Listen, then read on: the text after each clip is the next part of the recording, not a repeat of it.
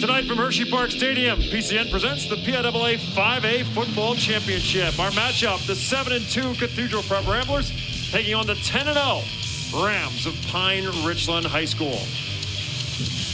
Good evening, everyone, and welcome. Our final game of the night here on day one of the PIAA Football Championships. Alongside Brandon Noble, my name is Bob McCool. Getting you set for the 5A State Championship. It is Cathedral Prep taking on Pine Richland, PIAA Football Royalty.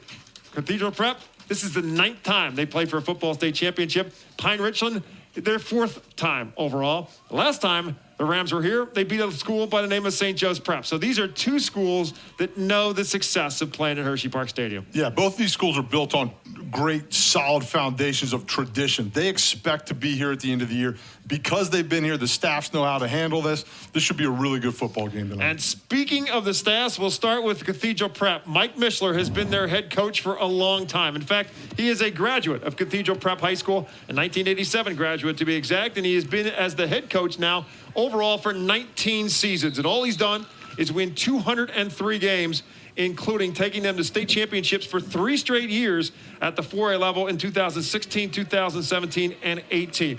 This particular team is a bit different, but they are big up front with a productive running back in the backfield in Mike Parks. Yeah, and Mike Parks, look, you see him right there. He's not a huge guy, right, but he's your prototypical spread running back, right? He's going to just disappear behind those big old linemen, inside zone, outside zone, tough to tackle in space, 865 yards this year, 8 touchdowns. Almost 8 yards a carry. That's scary. And certainly something that will concern Eric Kasparovich and Pine Richland. He knows the way here as well, not only as a player, but as a coach. He won a state championship as a player back in 1993, as a quarterback at North Hills High School before going on to play at Pittsburgh. But as a head coach, he has won it as recently as 2017. So he said they beat St. Joe's Prep in that 6A state championship game. Eric Kasparovich in 8 years at Pine Richland is 84-18.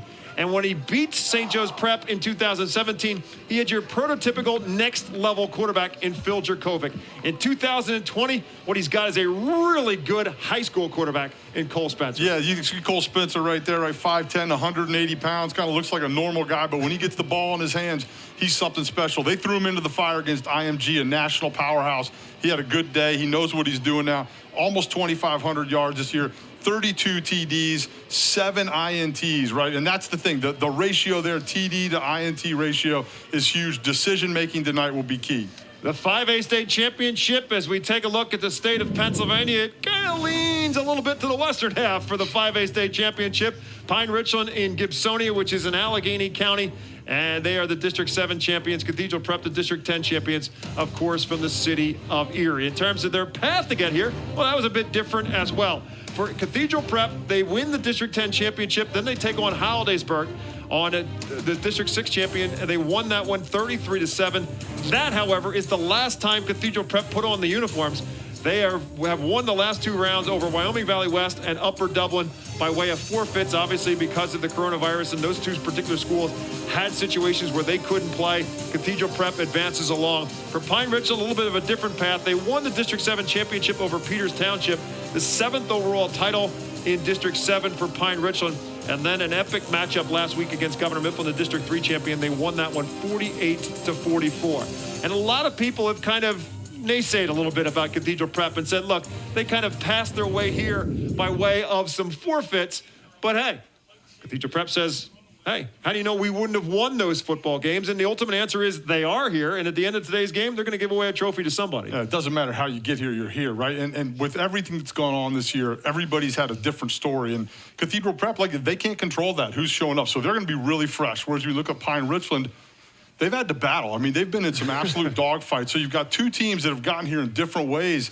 and both are effective. So who's going to come out on top tonight? Who knows? Can Cathedral Prep be fresh and take advantage of those legs and the bodies being healed up? Or does it turn into a dogfight that maybe Pine Richland has an edge in because they've been in a few of them? They certainly were. Again, Cathedral Prep has not played a game since that game against Hollidaysburg. That was 3 weeks ago tonight. So they practiced a lot because they had to get ready for those games and didn't find out till the last minute that those games were canceled. So they were game ready, if you will, but they were not playing in games. Where Pine Richland was in an absolute war last week. They had to come from behind, and the reason they had to come from behind 2 different occasions in the game against Governor Mifflin was because of turnover, something they had not done very much this year, and it was something that certainly is a big concern for Eric Kasparovich, that the mistakes are behind them and they can't make them tonight. Yeah, a lot of coachable moments. I'm sure that they broke that film down, and that was not a fun film session for those guys. Thankfully they won, but I think tonight that's going to be key.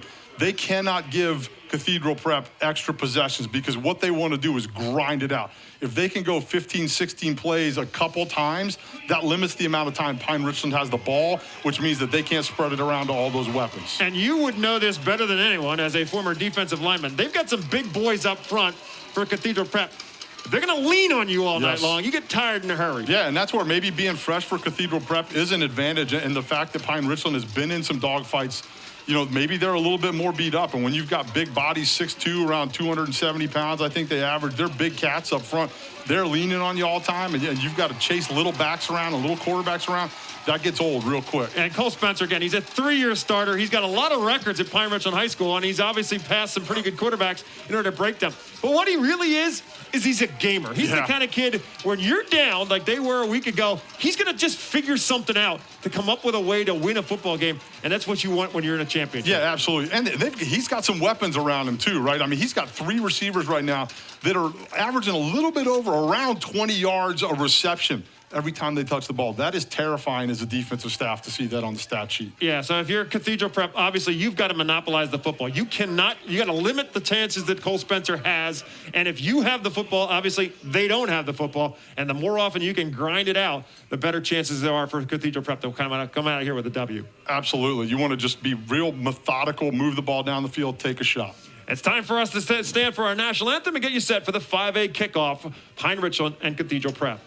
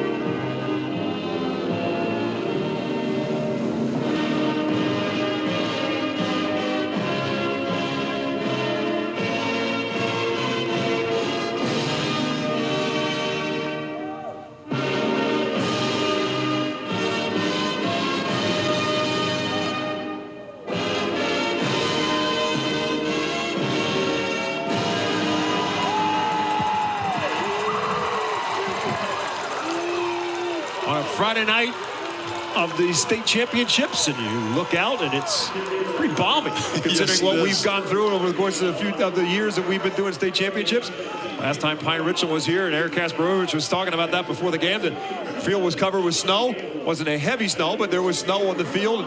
They overcame that, but not a situation tonight. You look at that American flag, and it is leaning against the pole. No wind, no snow, no adverse conditions.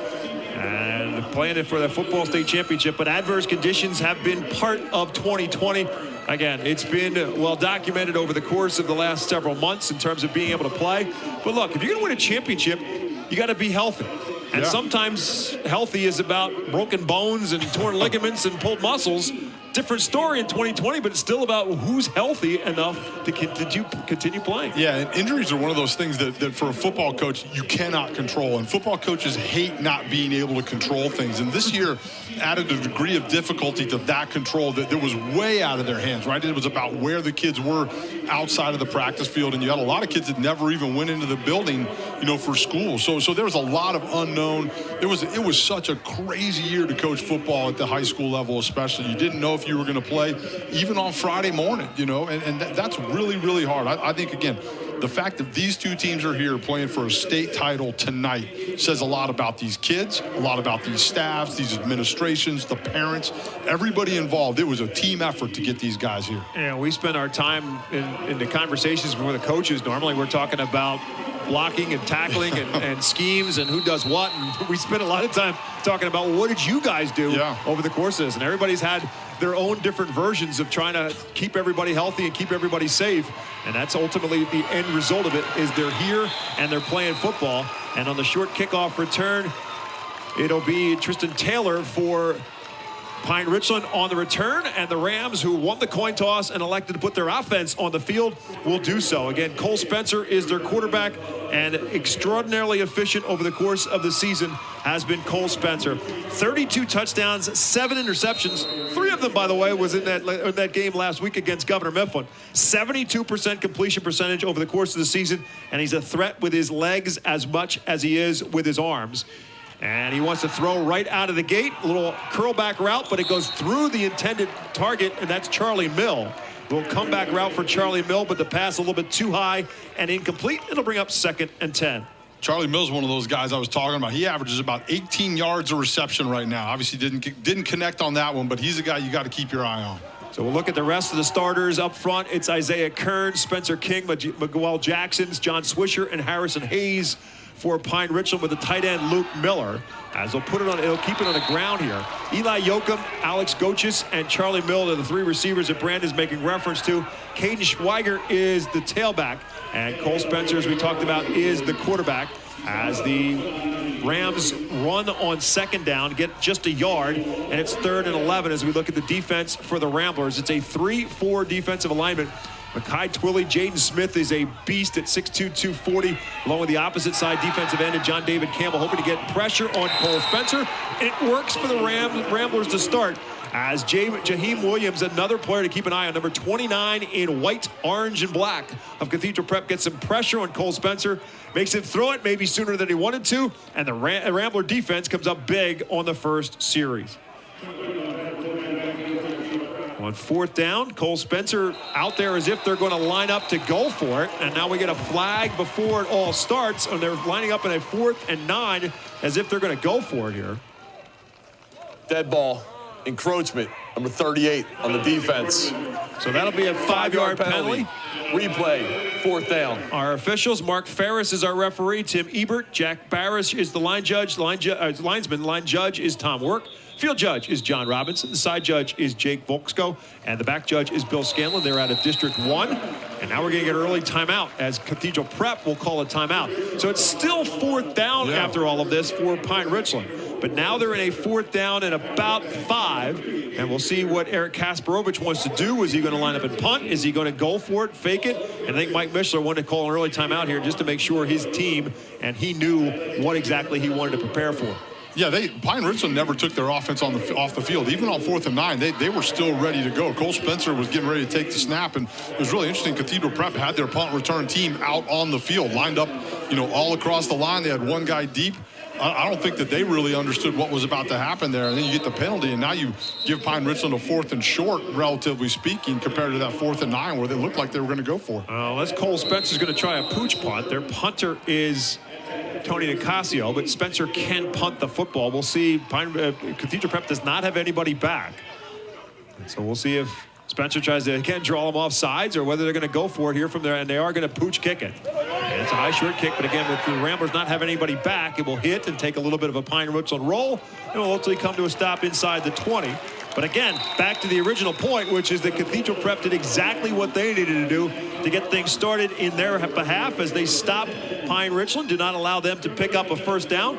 And so now it's Tamar Sample and company coming to play for Cathedral Prep. The quarterback for the Ramblers, just a 42% completion percentage. 6 touchdowns, 2 interceptions. But again, somebody else who can hurt you with his arm as well as his legs. And he's a big kid as well at 6'3" and 215 pounds. Yeah, I think what you're going to see is kind of, between him and Mike Parks, the running game there is really kind of a quarterback, tailback kind of deal, and they both have to be effective tonight. They split Parks along with John David Campbell, the fullback, on either side of Sample, and it's Parks who gets the handoff, and Parks who takes it across the 20 and about out of bounds at about the 24, picking up 5 as we look at the starters for the Ramblers. Again, a big front line.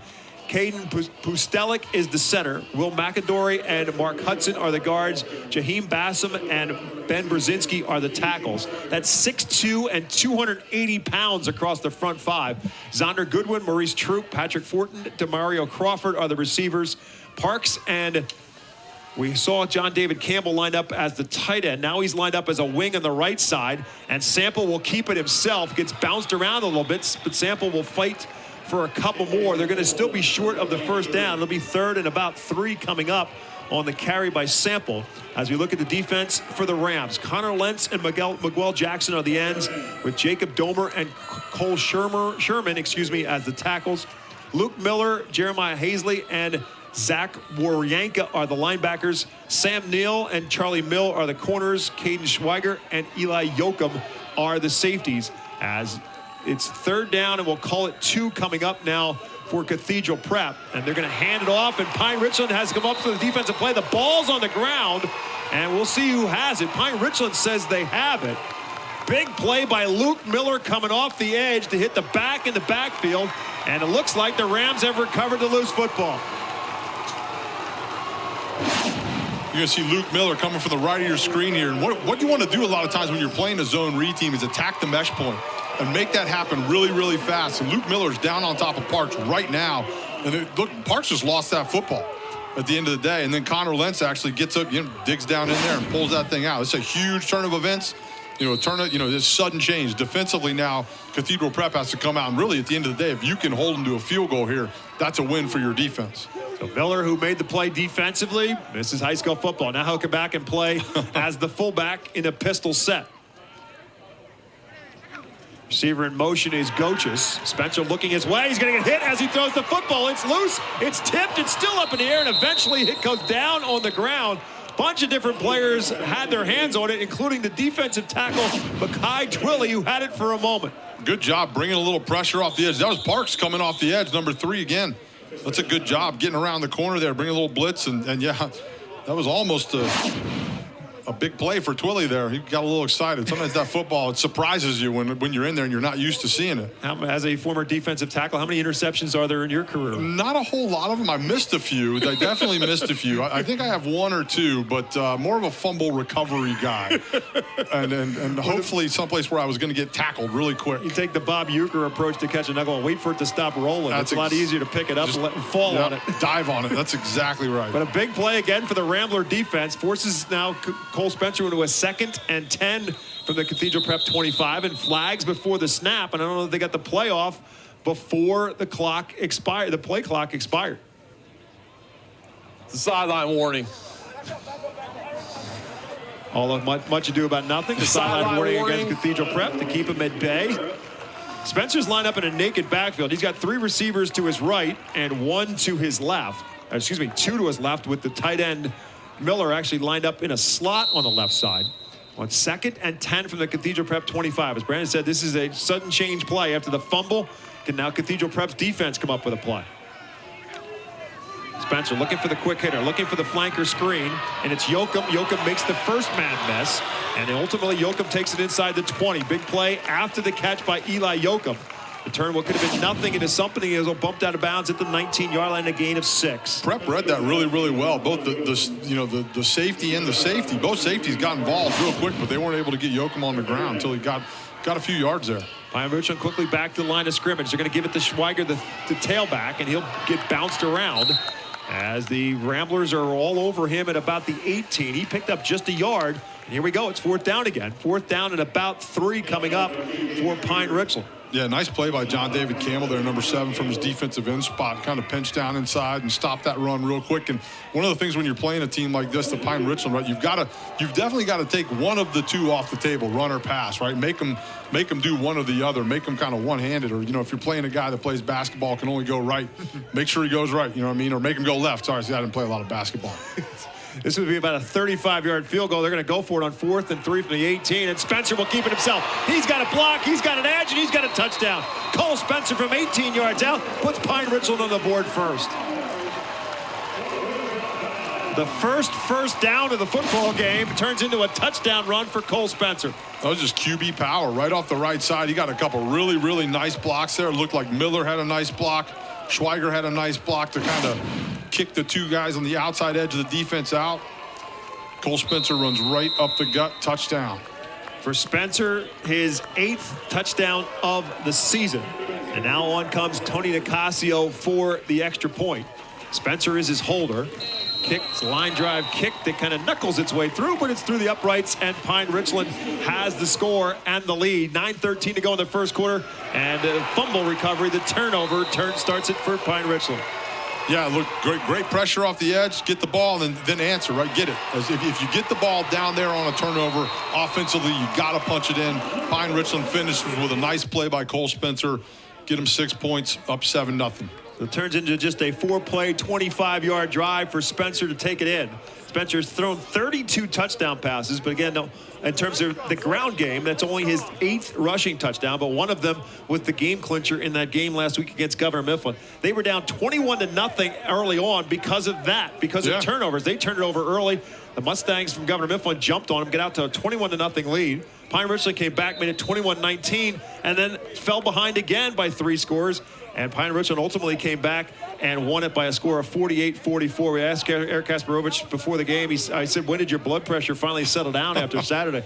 He said, oh my God, what a war that was last week. That was one heck of a football team we ran into. But hey, we made 5 mistakes in that game, 5 turnovers in that football game. You can't make those kind of mistakes. What happens? His team forces the turnover here. Yeah, like I said, a lot of learning, a lot of lessons on that game last week against Governor Mifflin, and it looks right now like they've taken them to heart. So now we'll see if Cathedral Prep can overcome that early mistake on their part, as they'll have the kickoff return here. Patrick Fortin and Demario Crawford are their return men. And on the return, actually, it was taken by Joaquin Page on the return. He's out across the 25 to the 27-yard line. So Cathedral Prep, after the first possession, is a turnover. Now they'll go with 9:07 left to go, and Mike Mishler's crew back out on the field. Again, he has won state championships. We mentioned it 3 in a row, 2016, 17, and 18 at the 5A. And then he won one at 3A in 2012, and then going back to 2000, the epic victory. They beat Central Bucks West. After losing to Central Bucks West in the 1990 game, they ended the 59-game winning streak for Mike Pettin Sr. and Central Bucks West with a 2000 state championship game. They'll keep it on the ground here with Parks, go right back to Park, give him another touch, and a nice run for Parks across the 30 out to the 35. He'll gain 8. Yeah, look, you've got to stick with your game plan. This is who they are. This is what they do. Run the football. These little, and that's not a little run. That was an 8-yard carry right there, which is about what he averages per carry anyways. Keep running the football, believe in it. Eventually, Parks is going to pop out of there, Sample's going to pop out of there, or they're going to have an opportunity to put the ball down the field because everybody's up in the box to stop the run. You're talking about those big offensive linemen, and then they use Campbell, John David Campbell, as an H-back, and he's at 220 pounds. And Parks will use that size up front as they'll get the surge they need. It appears to get enough for the first down. We'll see. They need to get to the 37. It looks like they have it. We'll see if they get the first down. They do. Yeah, that's a nice kick-out block by John David Campbell right there. You know, again, he's playing that H. All he's going to do is block, baby. He's basically a fullback. I don't know why they made it the H. I think to make the fullbacks feel better about themselves. But, they move that guy around. And what it does is it allows you to insert that guy anywhere along the offensive line from a point of depth. And it makes it really hard for linebackers to figure out where the hole is going to be. He hasn't carried the football once, but he's led a lot of what he did right there, which is leading people to first down. This time, the little swing-out pass to Demario Crawford, and Pine Richland is all over it. The Rams saw it coming. They'll make the defensive play, and the completion actually loses a yard back to the 36-yard line. Anytime you've got a team that likes to run a lot of these screens, these rockets, and outside screens, right, it's about running to the football. They absolutely hemmed him up right there. There was a green fence in front of him, and he had nowhere to go. Zach Waryanka, the linebacker, the first one there to kind of slow him down, but a good job by them, by Pine Richland, that is, in containment to force him back towards the middle by Charlie Mill. And now the Ramblers are in a 2nd and 11 at their own 36-yard line. Sample will hand it off to Parks, and he will get popped at the line of scrimmage. Big time stick in the middle of the line. It's Miller and Jackson, the combination on the tackle for Pine Richland, and a loss of another yard. Really nice read in there by Miller. He just fills that gap. He reads the H-back on that one and follows him into the hole. That's the one thing about the H is if you're a backer and you key on that guy, he'll usually take you to the football. And Miller does a great job of reading his opposite on the other side of the ball and fills that hole. Now this is a situation Cathedral Prep does not want to be in, right? These guys need to be in that 3rd and short world, not 3rd and 12. The Parks will check out. They'll go to 5 receiver set, and they'll leave Sample in the backfield by himself on a 3rd and 12, and he's going to run it himself, and he'll get popped by Miller. So Luke Miller making a presence known for himself defensively. He caused the fumble and a couple of back-to-back big plays. Sample had an opening on the quarterback draw play, but Miller shut it down at the 42-yard line. Yeah, that was a designed QB draw right there. They go empty, try and spread everything out, get a light box in there. So you got 4 D linemen, 1 linebacker. Unfortunately, that 1 linebacker was Luke Miller. He was dialed into it, made a really nice tackle.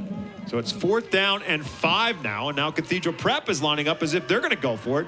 4th and 5 at their own 42. Now Sample will take a step back to punt the football, and he is their punter.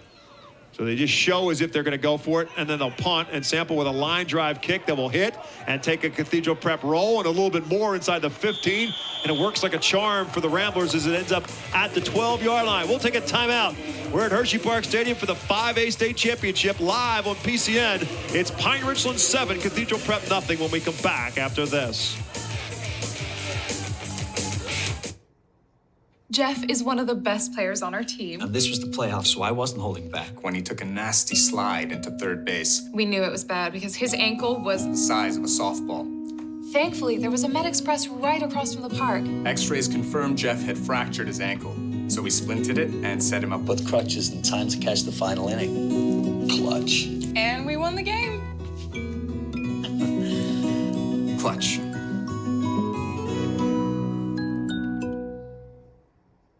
After a great victory over Union forces in June 1863, Robert E. Lee marches his army to Pennsylvania.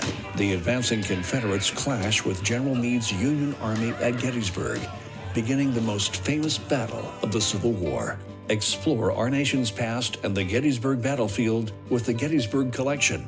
Become a member to stream the library online. Learn more at gettysburgcollection.com.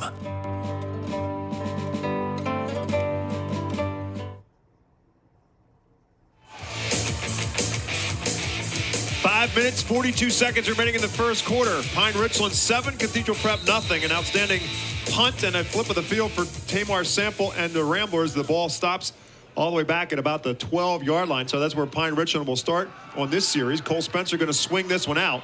Little pass to Yoakum, an outstanding open field play by Cathedral Prep, and they'll shut down Eli Yoakum and actually maybe even lose yardage on the play. Big play. Joaquin Page makes the play defensively in the open field. This is how you make an open field tackle. Yeah, this is exactly how you want it done right there. Just go get him down. That's the best way to do it. You know, a lot of times you don't want to hesitate, right? Your little sideline warning, it looks like, for Pine Richland. Now everybody's got one. It's a state title game. It's to be expected. Just get it over with, get it out of the way. But that really was a great open field tackle. A lot of times, you know, you teach kids kind of to break down sometimes. Go shoot. You know, go take your shot on that guy. 2nd down and 9. They bunch all the receivers tight to the left side. They're going to hand it off to the tailback, Caden Schweiger. And he has room to run out to the 15-yard line. That's John David Campbell. 7s are making a lot of plays on both sides. I like it. It's easy. That's a really nice play by John David Campbell from his defensive end spot, chasing that ball down from the backside. Big spot here for Cathedral Prep's defense. They need to get off the field here as they've got Pine Richland backed up into a 3rd and 7 back at the 15-yard line. Ramblers could stand to get good field position if they can keep Cole Spencer from moving the sticks. He wants to throw for it. He's under a heavy rush, going to throw it across the middle, and it's tipped and incomplete. He was thrown into double coverage, and fortunately for Pine Richland, that ends up as an incomplete pass. Prep's done a great job of bringing pressure selectively, and you've seen it a couple times where they've actually rushed Cole Spencer into throwing the football earlier than he wants to and not being able to set his feet in the pocket, and that's had an effect on the kid. Andrew Mellis was the intended target. Joaquin Page got his hands on it, so two big plays for him in that defensive stand. And so now they'll punt, and a good punt that will back up the return man for Cathedral Prep. That's Patrick Fortin trying to make somebody miss, but a better play on special teams by Pine Richland as Sam Neal comes up with a play. And as a result of that, Cathedral Prep will still get good field position, but they'll start at their own 46-yard line, down 7-0. Yeah, really nice play here. Again, he's there again. Yep, there we go. Start wondering how many guys are wearing 7. I know. Luke Miller coming down on special teams. So Sam Neal, yeah. Three good plays defensively from his linebacker spot, and now makes a tackle on special teams as well. And so Cathedral Prep, the 1st and 10 from their own 46-yard line. 4 minutes, 38 seconds remaining in the first quarter of the PIAA 5A state championship. Tamar Sample and the Ramblers back to work. And Sample again will call his own number on a quarterback draw play. He'll pick up maybe a yard or two to the 48-yard line is where they'll spot him and make it a 2nd down and 8. When you're getting 2, 3, 4 yards a pop on 1st down, you just got to stick with it. You know, they got in trouble on that last drive because they went with that quick screen out to the edge, and that's just not who they are. I understand you have to do it every once in a while, try and lighten the box up a little bit, make them respect the edge. But at the end of the day, if you're built for running the football, if your O-line is 280 pounds, lean on them, get the ball moving forward. 2 receivers split to the right side, 1 to the left for Sample on 2nd down and 8. Williams is in there now as the back, and they're going to hand it off to Shaheen Williams. Been fighting through ankle injury issues throughout the season, but he's been back and healthy now. He gets his first handoff, but they'll shut him down after a gain of just 1 yard. Nice play by Miguel Jackson. They're chasing things down from the backside. It looked like they had a little bit of a miscommunication there. They had, one guy that almost looked like he had 2 guys pulling from opposite sides at each other. And so a little bit of maybe pregame jitters or miscommunication, but a really nice play right there. Shaheen Williams is a 240-pound senior. He is committed to go to Duquesne. He's going to play on the defensive side of the football at the collegiate level, but he gives them a real thumper in the tailback spot, or he stays in there right now on 3rd and 7. And they're going to hand it off to him again, and Pine Richland is all over him.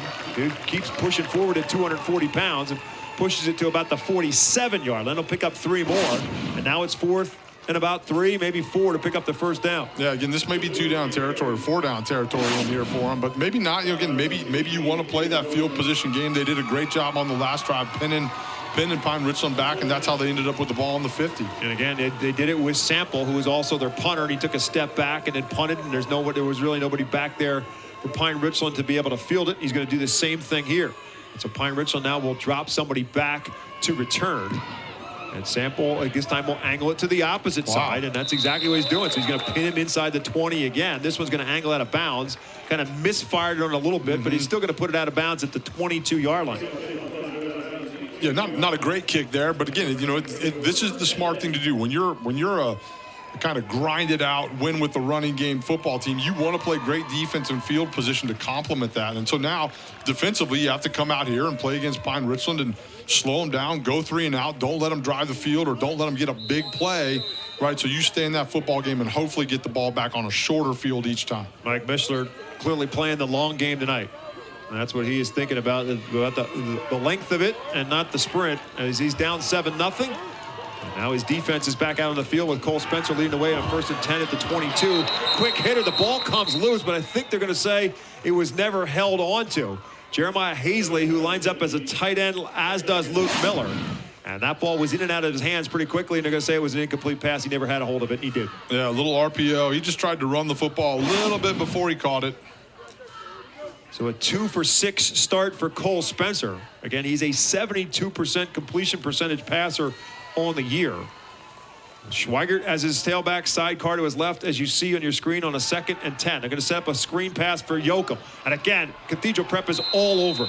Another good play defensively by Cathedral Prep, and they're going to shut down Eli Yoakum before he can gain anything and actually lose yardage back to the 18. And that's huge. Look, Eli Yoakum's one of those guys that I was talking about. He got 17 TDs, almost averages. It's close to 20 yards a touch. I mean, that's ridiculous. And so I think they almost got him to jump off sides, and they did. So it will help the cause for Pine Richland if, in fact, it is Cathedral Prep that jumped off sides. 2nd time The Ramblers have Dead jumped ball, offside defensively. encroachment on the defense. It's a 5-yard penalty, and we replay 3rd down. So instead of 3rd and 14, it's now 3rd and 9 coming up. But to your point, Eli Yoakum so far, he's made 3 catches for a combined total of 4 yards thanks to the loss on that play. So they've held him in check in terms of what he can do after the play. As you see Cathedral Prep, It's amazing. staggering around the big screen television. TVs. Both teams have it on both sides, checking out what's going on in terms of looking at the plays. Here's Spencer on 3rd and 9. Spencer going to try to dump it off quickly. He had to because of a heavy rush. He was looking for Alex Goches, but had no time to make the throw because the Ramblers were coming after Cole Spencer. They forced the incomplete pass, and they'll bring up 4th down yet again. Again, really good job by the Ramblers coaching staff, heating up some blitzes here, not letting Cole Spencer kind of sit his feet. He's ducking things right now. He's a little gun shy. He's not going all the way through the motion, and that's a huge credit to that defense. Mike Mishler, and now they're almost blocked the punt. It will hit and again take a Pine Richland roll. So the punters are the star of this game so far because they've been able to flip the field as the defenses have controlled things, and the defense is the difference because of that early fumble. That's the only points we've got with now 1:29 left to go. It's set up a short field, but here's the job by Nicasio, and he just got that off. He does a little acting there too. That's a good job by the officials letting that one go. It was a good job bringing a little heat. Like I said, this has been everything it's cracked up to be so far. I think it'll be interesting to watch Cathedral Prep on this drive. I think at some point they're probably going to have to push the ball down the field once or twice. But I think if you do it in the right way, it doesn't hurt you. So you got to get that kind of big play on 1st down. So you end up in that 2nd and short. Now you can waste the down almost, take the shot. But instead you can't do it on 1st down and end up in 2nd and 10. Ramblers still looking for their first down. They'll start this drive from their own 25-yard line with Tamar Sample taking the snap out of the shotgun. He wants to throw for a little out pattern. It's Fortin who makes the catch and quickly gets out of bounds. So they get exactly what you're talking about, getting a good chunk on 1st down. With Patrick Fortin making the catch and stepping out of bounds at around the 33-yard line. Yeah, again, that's a nice little route, little out route, nice easy throw for Sample right there. Get him comfortable, get him calm. And it basically equates to a run, right? That's about what they average a yard, 8 yards on per carry. 12th catch of the season for Patrick Fortin is an 8-yard pickup to make it a 2nd down and 2 from the 33-yard line.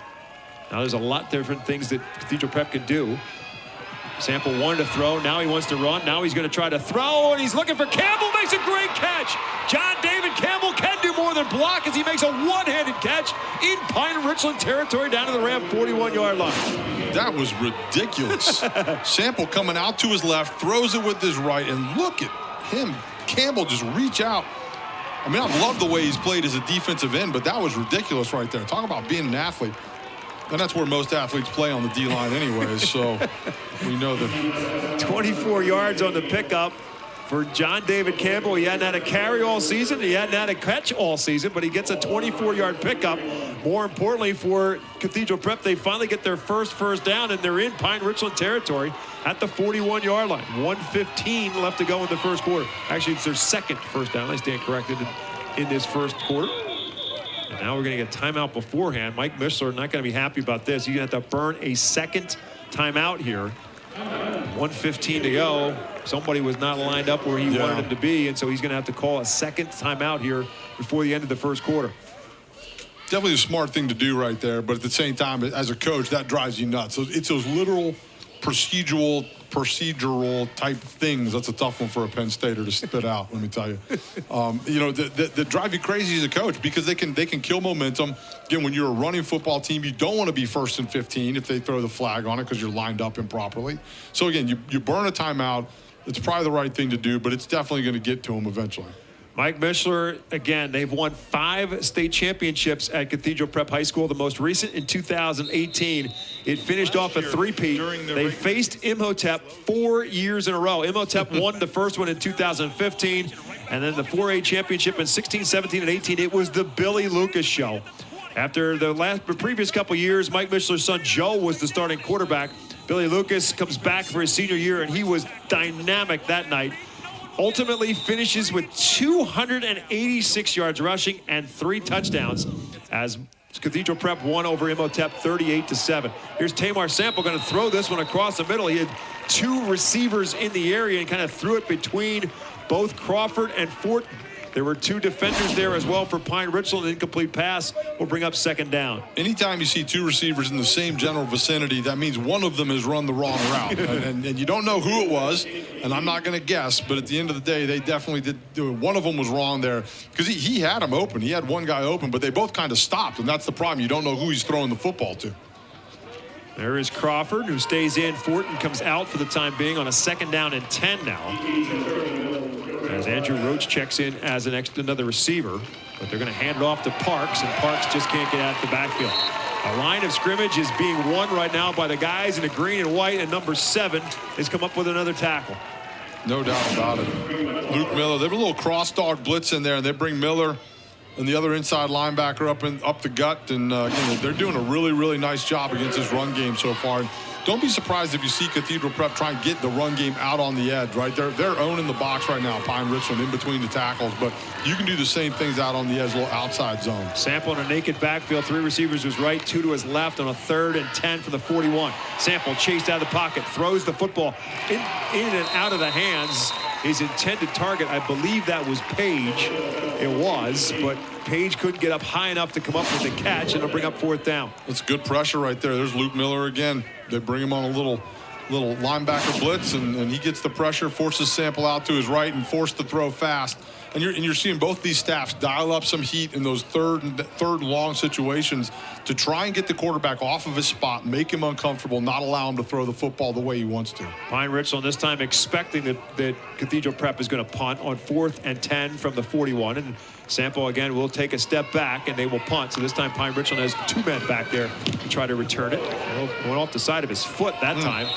Sample mishit that one, and it rolls out of bounds, and that's going to be a net gain of about 10 or 15 yards by the time this is done, as it's out of bounds at the 22. That'll be a 19-yard punt for Mike Mishler's crew. And with 24 seconds now left to go in the first quarter, Pine Richland back to work. They lead it 7-0. This Prep defense done a great job so far, and they just got to keep doing it. No matter where you put the football, let's just play. And you go out there with that kind of attitude every time. And then it doesn't matter what happened on the punt, what happened if it was turnover, sudden change. Just go play ball. If they put it in the parking lot, we'll play ball. If they put it, over there by the roller coasters, we'll play ball. So that's the mindset you have to have when you play defense. Pine Richland has only picked up 1 first down. It happened to be an 18-yard touchdown run for Cole Spencer. That's the only points on the board to this point in time on what could be the final play of the first quarter. Spencer will hand it off as Jordan Burns is in there as a tailback for the first time, and Burns has daylight off the edge. Jordan Burns will take it for a big first down run across the 30, 40, and to about the 42-yard line. Ooh, just a little outside zone right there. Nice, easy handoff, gets around the corner. 21 yards on the gain to the 43-yard line. And they'll go right back to the ground game and pound it forward to about the 45-yard line. And that will be the final play of the first quarter. After 1 in the 5A state championship game, it is unbeaten Pine Richland at 10-0, taking on Cathedral Prep at 7-2. And it's the Rams on top after 1, 7-0. We'll take a timeout, come back with more after this, exclusively live on PCN.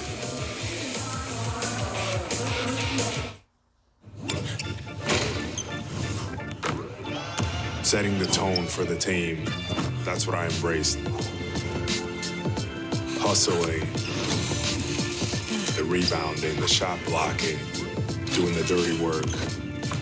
And every time I go out and play, I feel like the city has my back.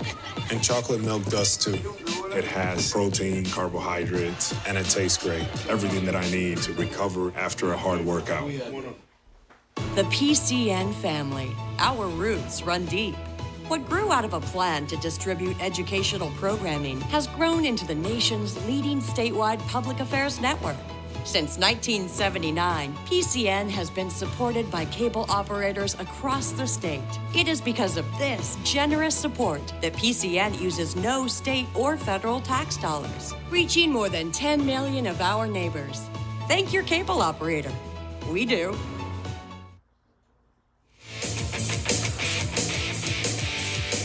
You can stream this game and more. PIAA Championships live and on demand with PCN Select. Sign up in minutes. All you have to do is go to PCNTV.com, find out more information, or to sign up.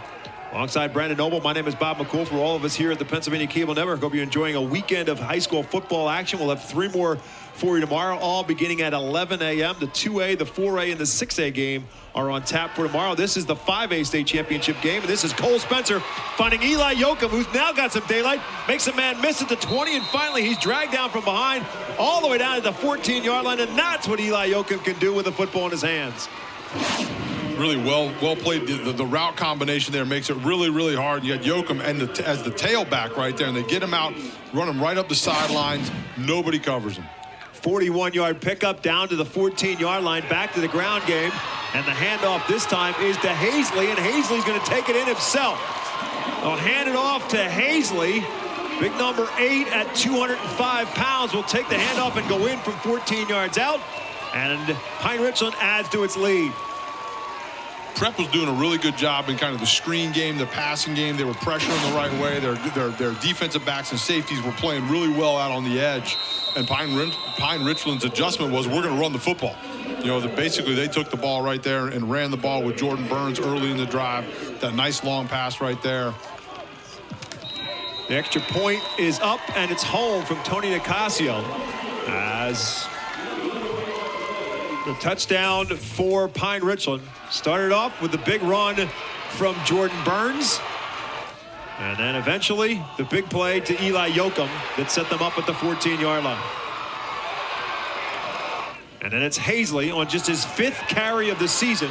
Takes it in for a 14-yard touchdown. And now it's a 14-0 lead in favor of the Rams. You know, Cole Spencer has a lot of weapons out there, and they used all of them. And I think that one of the things, when you look at this Pine Richland team, right, that's the way they win. They win by those big chunk plays. Again, you just kind of go down the stat sheets, and there's so many guys that average double digits every time they touch the football, and some of them close to 20 yards a touch, and you saw it right there. And again, you know, Burns is a guy that all of a sudden they hand him the football and he's gone 20 yards, and the next thing you know, they hand it to, you know, a tight end who's playing tailback, right? And so it's definitely tough to keep track of where everyone is, and that's what they did right there with Yoakum too. They had him in the backfield, you know, as basically if you're playing man-to-man or some sort of match, you know, coverage, your linebacker needs to be on him, and that's a mismatch. Nicasio will kick it off, and we'll back them up into the end zone. There is no returning of the football once you're in the end zone in high school football, as Joaquin Page fields it in the end zone. And so the Cathedral Prep Ramblers now down 2 scores. We'll start 1st and 10 from their own 20. We are only 19 seconds into the second quarter, and Pine Richland has doubled up their lead now. They lead the Ramblers 14-0. You know, if you're Prep right now, again, it's broken record time, but you've got to come out and do what you do. The game is not out of control, right? It's not out of hand. Your defense has played really well. Come out and run the football. Establish the run. But you can't do it between the tackles right now. Like the Pine Richland defense, their front 7 is basically owning, you know, from tackle to tackle. And so get the ball outside. Run a little outside zone, maybe a little QB keeper with Sample, something along those lines, something different. Parks is back in there to tailback. Sample's got 3 to his right and 1 to his left, and he's going to call his own name. He had a big hole. It closes down pretty quickly, but not before Sample can move it out for 5 more yards. I believe it was Miguel Jackson who came in to wrap him up after the 5-yard gain. That's a little QB ISO right there. You got Parks leading up into the B gap, and Sample just finds the open hole and then leans forward. And he's a big kid. 6'3", 215 pounds is Tamar Sample. He's carried it 4 times so far. Parks has carried it 6 times. Shaheen Williams was in there and carried it twice. Parks stays in there, and Sample's going to call himself. He slips out of a tackle. He's going to get the first down across the 30. Good pop there by Pine Richland defensively, but not before the sticks will get moved as Tamar Sample runs for a first down to the 32-yard line. Yeah, whenever you add the quarterback in the run game, there's an extra gap that you have to fit now, and somebody has to account for it. So defensive coordinators no longer have the ability to have what you want to call a free hitter, a guy that's going to come in and clean things up for you. You get the extra gap, especially when you're pulling people, which they did on that last play. Really, really nice play. Good start to this drive. Again, 3 receivers to his left and 1 to his right, but so far it's been Sample in the last 2 plays on a 1st and 10. This time he's going to swing it out to Parks out of the backfield. He dropped the football. He pays for it as Jeremiah Hazley was coming in to lay the boom on it. and didn't have time to pull back on it. Mark Parks could not hold on, heard the footsteps, and dropped the football. I like the play call, though. Get Parks out on the edge, get him outside the box a little bit, and Hazley comes up and lets him know, hey, if you catch that football, I'm going to be right here to give you a kiss. But hey, I like the design. I like what they're trying to do right there. So the incomplete pass makes it 2nd down and 10. As you see, Jeremiah Hazley along with Miller, a couple of the tight ends, and Zach Waryanka, the three linebackers for Pine Richland, and they've all been very active so far in the first quarter and change. Now in a 2nd down and 10. Sample has 2 receivers split each way. This time he's under a rush from Miller, but he dumps it off. The pass is caught. Mark Parks had it, and he's hit immediately. Swarming defense for Pine Richland, goes as a completion, but a loss of 2 back to the 30-yard line. Here comes Miller again on the pressure. Sample's able to get outside. That's a great job by Sample, just keeping that play alive and getting it out to Parks. Really, really nice open field tackle there to get Parks down in space. Not an easy thing to do. Sam Neal making that tackle. It's the 2nd completion that's gone for a loss for Cathedral Prep in this game, and they're now in a 3rd and 12 as a result, backed up to the 30-yard line. So Tamar Sample, 4 out of 7, but 2 of those 4 completions have gone for negative plays. Fortin will split out to the left side, Crawford to the near side. It's a confusion on the snap. Everybody moved, but nobody snapped the football, I don't believe. I don't think that Pustelik even snapped it. We'll see what the call is. Dead ball, false start on the offense. It's a 5-yard penalty. Replay, 3rd down. Now from 3rd and 12, they move back 5 to a 3rd and 17. Got to settle down right here. You know, they're getting a little, you can tell there's a little bit of frustration. Your drive starts really, really well, and next thing you know, you find yourself in, you know, 3rd and double sticks, and it's never a good situation, especially when you are a run-heavy team. You see the results so far. Both teams 0 for 4 on the 3rd down conversion chart. And 3rd and 17 is a tough way to do business. Fortin to the right side, Crawford to the left. Wings each way with Parks in the slot. Williams is in the backfield with Sample. Now John David Campbell will go in motion from right wing to left. And they're going to run that way. They're going to run the option. Toss it to Williams. Hoping he can break some tackles, but too many green jerseys out there. Led by Miguel Jackson, who makes the tackle at the 30. So they get back what they lost in a penalty, but it's going to be 4th and 12. Yeah, really nice play by Miguel Jackson there. You see, look, a lot of green jerseys and white helmets running after that football right there. That's really good team defense. And that's the way you have to play the run. You have to get multiple guys on the ball carrier every play. Yoakum and Mellis are the return men awaiting the punt from Tamar Sample. 4th straight series that Cathedral Prep has had to punt the football. And a better job this time by Sample. High kick that will back up Mellis to about the 34-yard line. And he'll return it for about 5 yards to the 39-yard line. Pine Richland and Eric Kasparovich, we told you the last time they were here was 2017. They played St. Joe's Prep, Phil Jerkovic, and the snow was a storyline, but the turnovers early set up Pine Richland. And Jerkovic that particular night, whether it was the weather or St. Joe's Prep's defense, but Jerkovic did more damage with his legs in that particular night. He ran for 4 touchdowns and he threw for 1.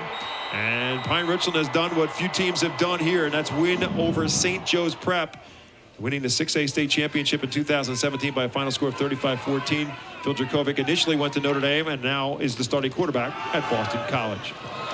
Here is the handoff, and hurling over tacklers is Burns, and suddenly Burns finds himself all alone and finally gets brought down. He loses his helmet, but not before he's all the way down to the 21-yard line. Jordan Burns with an impressive first down run. Really great run. I mean, just does a good job. Ball security. He's got both hands on the ball, kind of running with his shoulder pads out in front of him, leaning into that thing.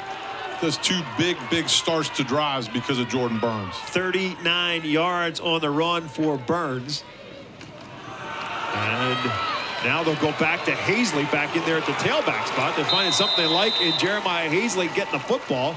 The last one was a 14-yard touchdown run. Now they're down to the 10 and another first down run here. That Pine Richland's offensive line is moving the Cathedral Prep defense off the ball right now. And they're going a little hurry up here as well. Right back to Hazley on 1st and goal from the 10. And Hazley this time will move it to about the 7. 2nd down and goal coming up from the 7-yard line. on the 3-yard pickup from Hazley. And that's some big boys they're putting in there as well, with Hazley lining up as a tailback at 205 pounds. Now he's going to come out, and they'll bring Schweiger in instead, and he goes 190. Now a lot of shifting. Yoakum will check into the backfield as well. So now Schweiger and Yoakum are on either side of Spencer, but they're not done shifting. My goodness. All kinds of adjustments, like an arena football league game all of a sudden. All the movement going on at the line of scrimmage. All that for Schweiger. It's a big hole to work. But Schweiger got a big gap to run through, and he goes in easily from 7 yards out. A lot of shifting and motion in there, and you saw it. But what it does is it creates a little bit of doubt and maybe an alignment issue defensively. And you saw Schweiger, nobody touched him. He didn't go down until he hit the concrete there in the back of the end zone. Pretty easy pickings up the middle for a 7-yard run for Cade Schweiger. His 9th touchdown rushing on the season. And Pine Richland is up by 3 scores. 7 minutes and 13 seconds left to go in the first half. It's now 21-0 Pine Richland on top. And it all started with a big run by Jordan Burns. Yeah, I mean, look, this was huge. In the last 2 drives, he sparked it, right? Pine Richland's built on these big chunk plays, whether they throw it or they run it, and Burns has started both drives off with huge runs. Hazley runs again. You got your tight end running up the middle for 14, 15 yards. That gets old as a defense. You see Schweiger finish things off right here. So not a long sustained drives by Pine Richland by any stretch of the imagination. A lot of that had to do with Cathedral Prep's defense early on. The last couple times it's been because of the effectiveness of Pine Richland's offense. A 4-play drive for a touchdown. The last time they touched it with Hazley going in. This time a 4-play drive with Schweiger going in. And now it's 21-0 Pine Richland. It's the worst case scenario for Cathedral Prep. We said that they had to play the long game tonight and hope their defense can keep them in the game and hope that their offense can grind out some yards and maybe get some scores out of it. But now they find themselves in a 3-score deficit. Yeah, definitely not where you want to be anytime, but especially if you're a run-heavy team like this. And the one thing that you have to do is you have to keep playing. But you don't get to this game by being a bad football team. So you've got to just believe and keep playing your game. It's the second quarter. There's a lot of football left. Just get 1 first down, then get 1 touchdown, and just get a stop. Here on the kickoff return. I believe this is Crawford on the return for Cathedral Prep. It is DeMario Crawford across the 20, 25 to the 26-yard line. And on the opposite sideline, I can guarantee you that Eric Kasparovich will remind his troops, hey, we were up 21. We were down 21-0 last week, and you know how that happened. So let's not let up, boys. Make sure we get out here and play. We still have another 7 minutes left to go in this first half. That's exactly right. You win a state title by being detailed and focused, and that's what he's got to do right now is make sure his guys don't take their foot off the gas. Keep it, just keep playing ball exactly the way that it is right now. Kasparovich was a runner-up in 2014 to St. Joe's Prep. And he took over a program that had been successful before back in 2003, one of the epic games in PIAA football championship history. Pine Richland lost to Manheim Central in a snowstorm in what's known as the Snowball back in 2003. Manheim Central won it in overtime, 39-38. That Pine Richland team featured Neil Walker, who's become a Major League Baseball player, played for the Philadelphia Phillies this past year. And here on the run is Michael Parks with a first down run for Cathedral Prep as he'll take it to the 35-yard line and pick up about 9 yards, actually, make it a 2nd down and 1. And they go right back to Parks. Better job this time by Pine Richland to stack him up, but still going to be enough, I believe, to pick up the first down. Just stick with it. Get your first. There's your first down. Now just keep moving the ball down the field. Let your defense. I know most of these guys play both offense and defense, right? but let your defense make some adjustments. Let the coaches make some adjustments. Keep the ball on your side and grind down on Pine Richland. That's the same thing, right? Those guys play both ways. So if I can lean on them offensively, if I can keep them on the field and beat them up a little bit out there, they may not have as much on the other side of the ball. To your point, even more so, again, that big front 5 for Cathedral Prep, who just plays along the offensive front 5, and Basham, McGordy, and Bustelak, and Hudson Brzezinski at 6'2" and 280 pounds per guy across the front 5. Now has themselves in a 1st and 10 at 37, and Pine Richland gets a little bit jumpy, and it looks like this one's going to cost the Rams 5. Cole Sherman there. Dead ball, encroachment on the defense. Number 54, it's a 5-yard penalty. Replay, first down. So that'll be 1st and 5 at the 42-yard line. 6:06 still left to go. Pine Richland leads it. Again, Cathedral Prep has the football, but remember the Ramblers had to burn 2 timeouts in that first quarter. Certainly like to have at least one of those back right now. And Sample will end up keeping it himself. Literally took it right out of Parks' hip pocket. And a good thing he did, because there was a defender right there to break that up, but Sample turns it into a first down run. Yeah, unfortunately, Jaden Smith, his tight end, his H-back, number 25, made a nice tackle there, and he ran right into him. Really nice play design, and that was basically the same run that they'd had a little bit of success on with Parks, and then on that one, Sample just kept the ball and came out the backside.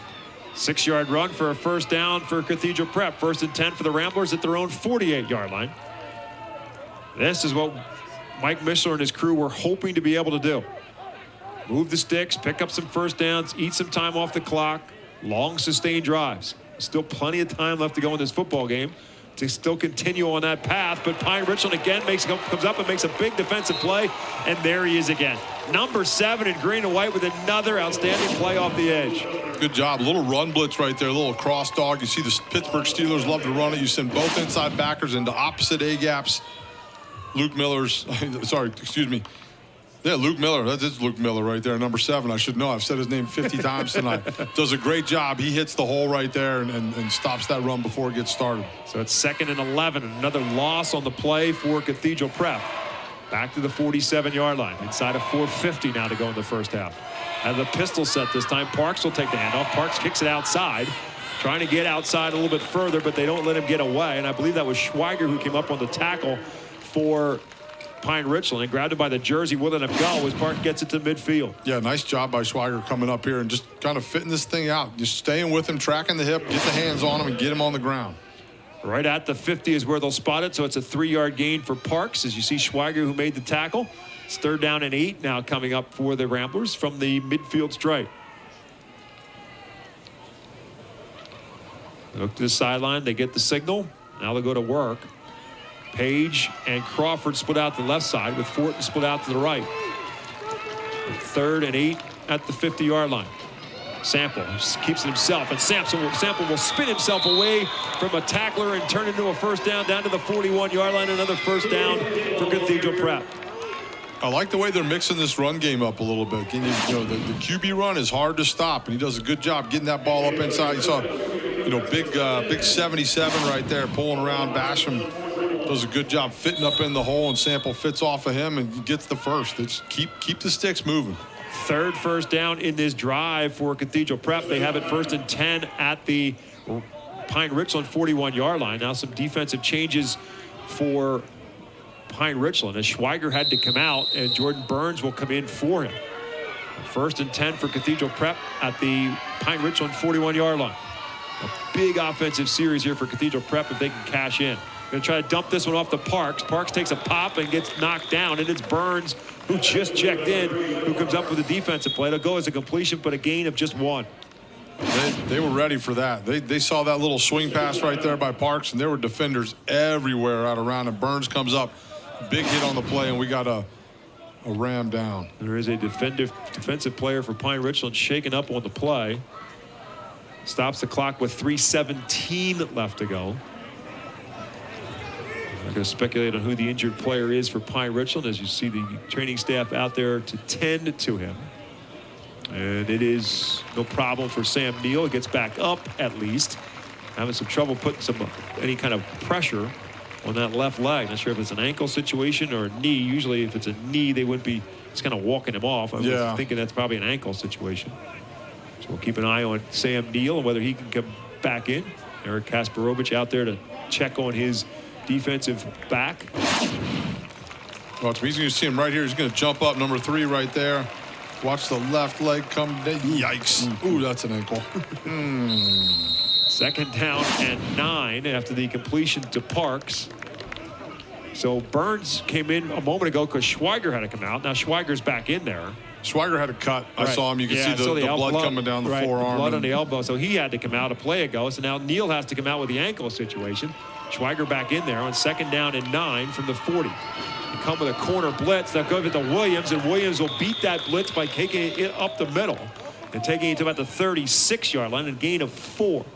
Williams adds a little bit of beef inside there as opposed to Parks, right? He's a kind of a more in between the tackles and inside zone kind of runner, and that's what you see right there. He falls forward for 4 yards. Difference of 5'7", 175 and 6'1", 240. With Williams going for 4, puts Cathedral Prep in a 3rd and 5. Now at the Pine Richland 36-yard line.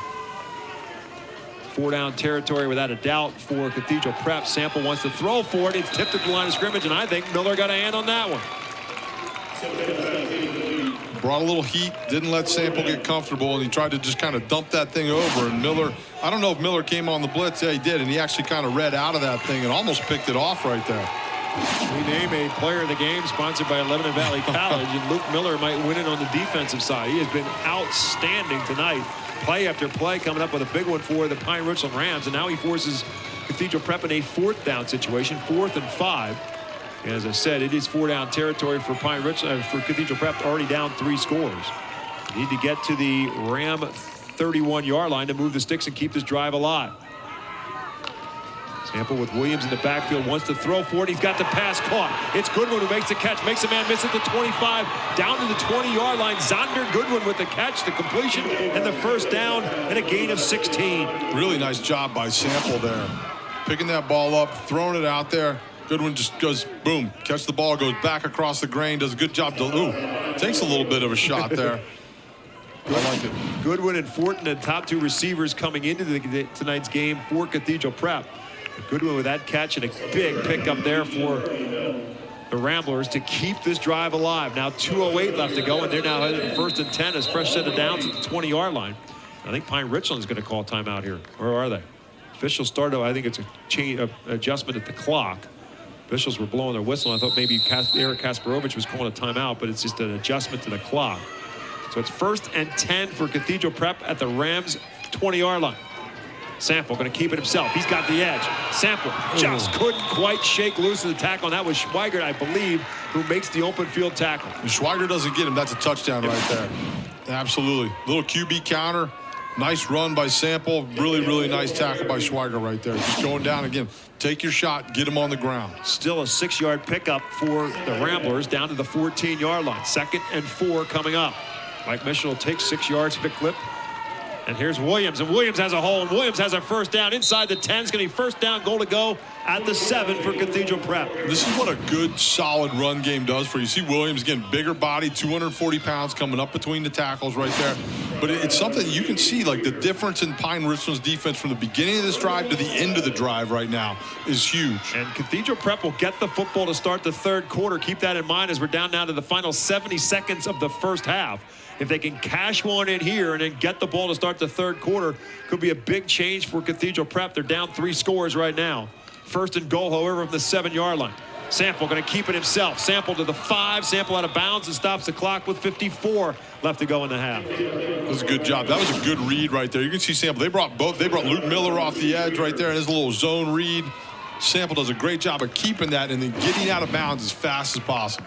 2nd down and goal at the 5-yard line.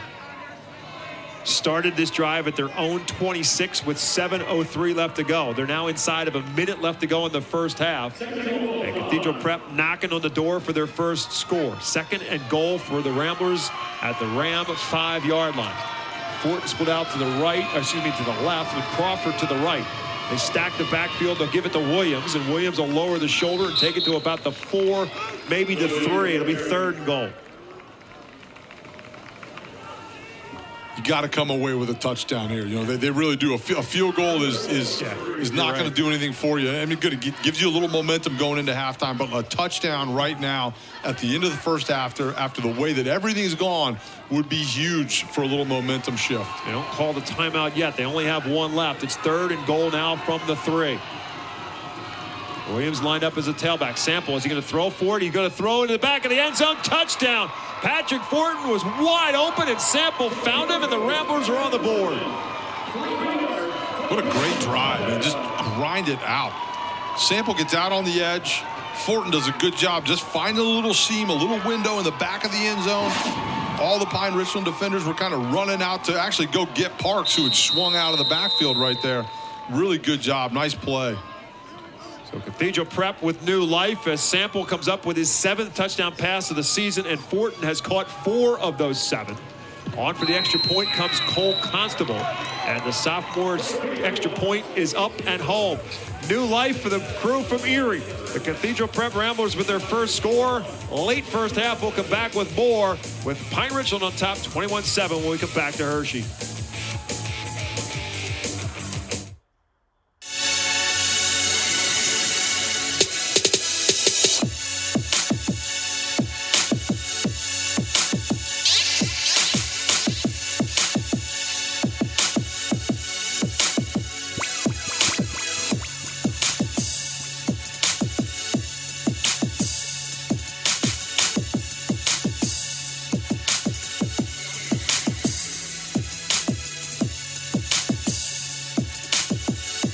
What's it like to live in one of the sweetest towns in the nation, Hershey, Pennsylvania?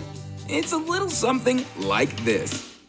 PCN brings a sweet treat to your home this December with a special look at everyday life in Pennsylvania's neighborhood, Hershey, where there's more to it than just chocolate.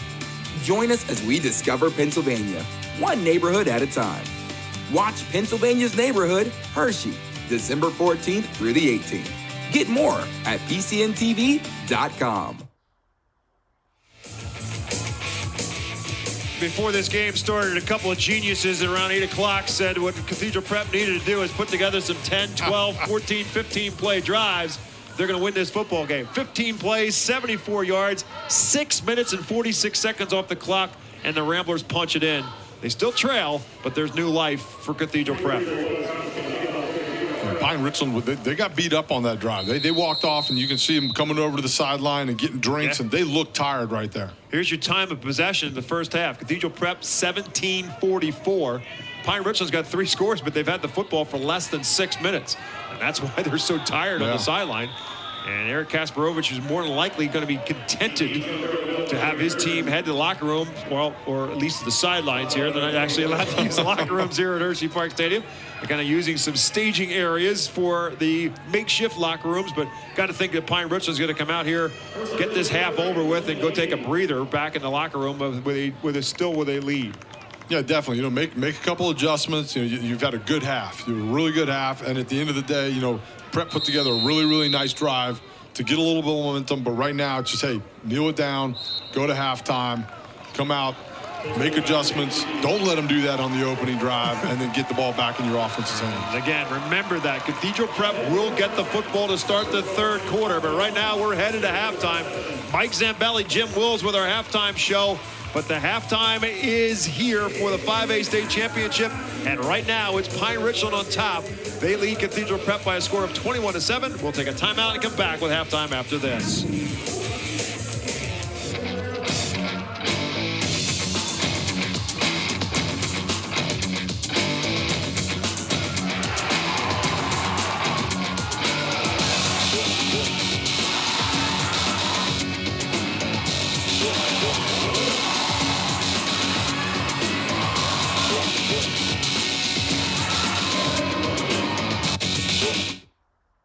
Nike reminds us that sport unites us, strengthens us, keeps us pushing ahead. No matter what, we'll always come back stronger together. You can't stop sport because you can't stop us. Alvernia University and Reading Collegetown, now offering 3 new engineering majors or enhanced business and communications programs, plus one of the largest athletic departments in Division III for both men's and women's sports. Learn more at alvernia.edu. Watch PCN's coverage of Pennsylvania politics and policy, history and culture, sports, and more with the PCN app. Stream live events and video on demand in HD from your favorite device. Go to PCNTV.com to start streaming today. PCN's gavel-to-gavel coverage of Commonwealth, Superior, and Supreme Courts every Sunday evening. PA Courts at 10 p.m. Businesses across Pennsylvania have been hard hit by the national pandemic. PCN wants to help you get your company recognized in your community. Pennsylvania's Neighborhood is a month-long spotlight on your town. PCN will help your company let the community know that you're open for business. We have various advertising opportunities available to get your message out to customers. Contact us at opportunities@pcntv.com to discuss your advertising options. PCN, celebrating Pennsylvania. PCN allows people to see what the farm show is all about, even if they can't be here. A week long of watching PCN covering the farm show. PCN is the full coverage, in, out, up, down, everywhere. See it all and more with PCN's coverage of the Pennsylvania Farm Show.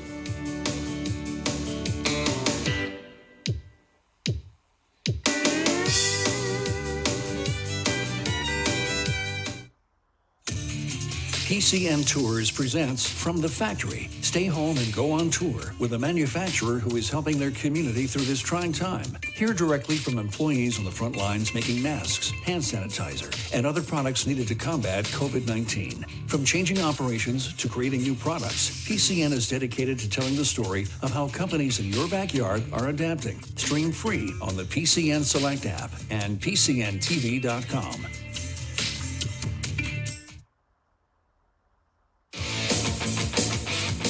A late first half touchdown by the Ramblers of Cathedral Prep has made things interesting. We have reached halftime in the 5A championship game with Pine Richland, the Rams, out to an early 21-0 lead. They now lead it by 14. Welcome back to our halftime report. Mike Zambelli, pleased as always to be joined by Jim Wills. Jim, I am going to be anxious to hear what head coach Mike Mishler has to say about a 21-day layoff and maybe how it affected his offense. We saw them at their best at the close of that first half. I agree with you absolutely, Mike. I think the problem is that they've been off too long. Their offensive synchronization has really been off, and you saw that in that first half.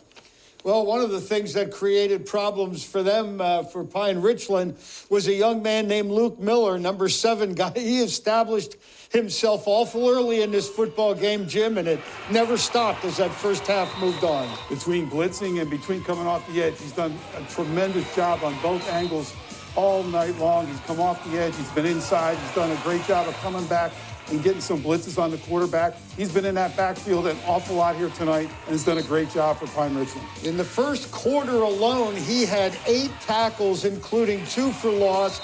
You saw the forced fumble, which gave his offense a great opportunity to get the game's first points. But look at this guy. I mean, he has been absolutely everywhere, where it be pressure on the quarterback, coming up with a sack.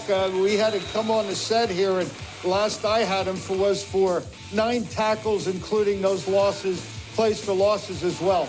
We talked about Erie Cathedral Prep and being a little off offensively. Defensively, not. You got a quarterback that's thrown for over 2,000 yards, and Jim, pretty obviously they were going to take Cole Spencer out of this game. Yeah, they wanted to take him out early. Joaquin Page there with a nice early hit. You see him there again with a nice pass breakup. They did a nice job in that first quarter. They got a little out of sync there for about a 6 minutes period when Cole Spencer took over, but they did a good job in that first quarter. Well, Eric Kasparovich now in his 8th year. Of course, the guys talked about him winning a state championship as a player, also winning one as a head coach. He had a stable of running backs, 5 different players with over 39 carries on the year. They ranged from yardage from 200 to about 600, combining for 28 touchdowns, and 3 different guys rushed for touchdowns in that first half. They seemed to wear the defense down a little bit, but again, taking advantage of what they were given. And he did it the right way. They really had them on their, Cathedral Prep really on their heels with the way they could put a lot of different people in there. Jordan Burns came in, did a great job for him, and Hazley did a good job coaching that touchdown in the second quarter as well. Yeah, good championship team, certainly able to adapt, and they were able to do that. Again, wins for Pine Richland against Penn Trafford and Peters Township and Governor Mifflin, 48-44. They've been in some close games. Matter of fact, trailed big last time out against Governor Mifflin, and they're certainly tested and team here coming in to the championship game. Yeah, they did a great job. They were almost mercy ruled last week, and then they came back, in that fourth quarter. So they've done up-tempo offense, and physical defense has been the keys for them here in this first half. 21-7, our halftime score. It is Pine Richland over for Cathedral Prep. When we return, we'll check in on the results from earlier action here on day 1 of PIAA Championship football.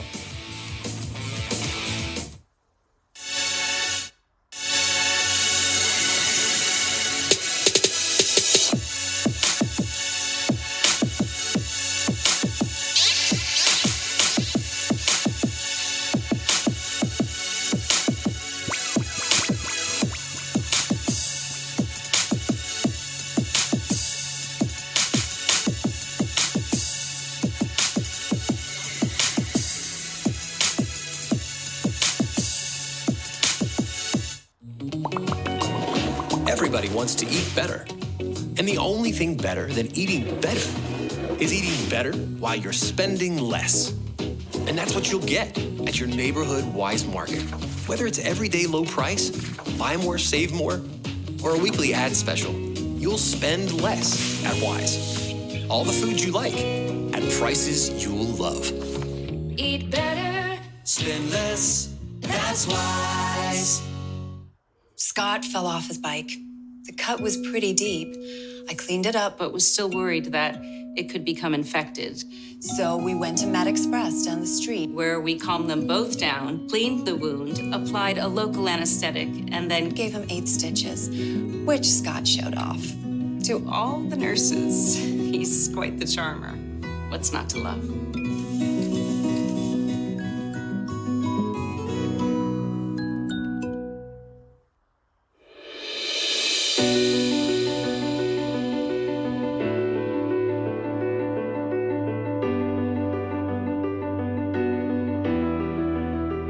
Prescription drug abuse is one of the fastest growing drug problems in the U.S. Athletes are twice as likely to abuse prescription drugs. Losing the game won't kill you. Opioids will. Don't let pain become a killer.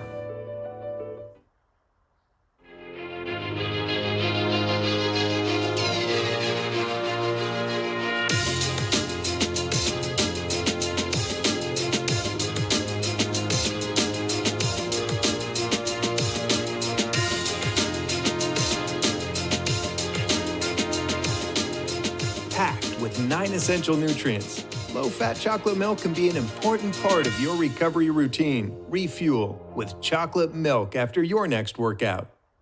What's it like to live in one of the sweetest towns in the nation, Hershey, Pennsylvania? It's a little something like this. PCN brings a sweet treat to your home this December with a special look at everyday life in Pennsylvania's neighborhood, Hershey, where there's more to it than just chocolate. Join us as we discover Pennsylvania, one neighborhood at a time. Watch Pennsylvania's Neighborhood, Hershey, December 14th through the 18th.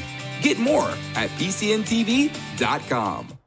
Halftime of the 5A championship game with Pine Richland up 14. This is the third and final game of day number 1 of the PIAA championships in this most unusual year of 2020. The 3A final featuring Wyomissing and Central Valley was a good one as well. Central Valley in the championship game for the third time would be a charm for them, and not so good early as Wyomissing using special teams, getting a block by Jordan Allman there that set up the first of 2 field goals by Cerulli, and it was a 6-0 Wyomissing advantage. Yeah, Cerulli did a nice job getting those 2 field goals, getting them ahead early. And you're going to see number 7 come up with a great screen pass. Javian Thompson take that into the end zone for Central Valley. Offensively, they look again and they see Darren Bruner in the end zone this time for a 3-yard touchdown pass, 2-point conversion, and Wyomissing is up 14-7 at the half. So we move on to the second half, and controversy right here. It looks like the fair catch is signaled for. The whistle does not blow, and a smart play there by Central Valley as they will play on. And to add insult to injury, there is a then penalty at the end of that play, some 50 yards difference in field position, and Central Valley would take advantage of it. On the next play, in for the touchdown is Landon Alexandric. Then you're going to see Central Valley then come back, and then a nice job of throwing the ball downfield. Great catch there. The thing of it is the quarterback did a great job all night long in the second half especially, and they converted here for the touchdown. The 2 touchdowns by Amari Saunders in the second half were big for Central Valley. Then you can see the defense take some time, pushes it to the outside, comes up with a big interception. That's a good job by Brandon Graham coming off the edge. And then you're going to see, once again, the run that I think really turned the corner at the last part of this ball game. Really good job by Bruner coming around to the outside. Really ran from one side of the field to the other. Great job of getting them in great field position to make that second score as Alexander goes in, Bruner goes in again from the last, Saunders goes in from the last part of it. Sanders on the 2-yard run, but Wyomissing not going to go away.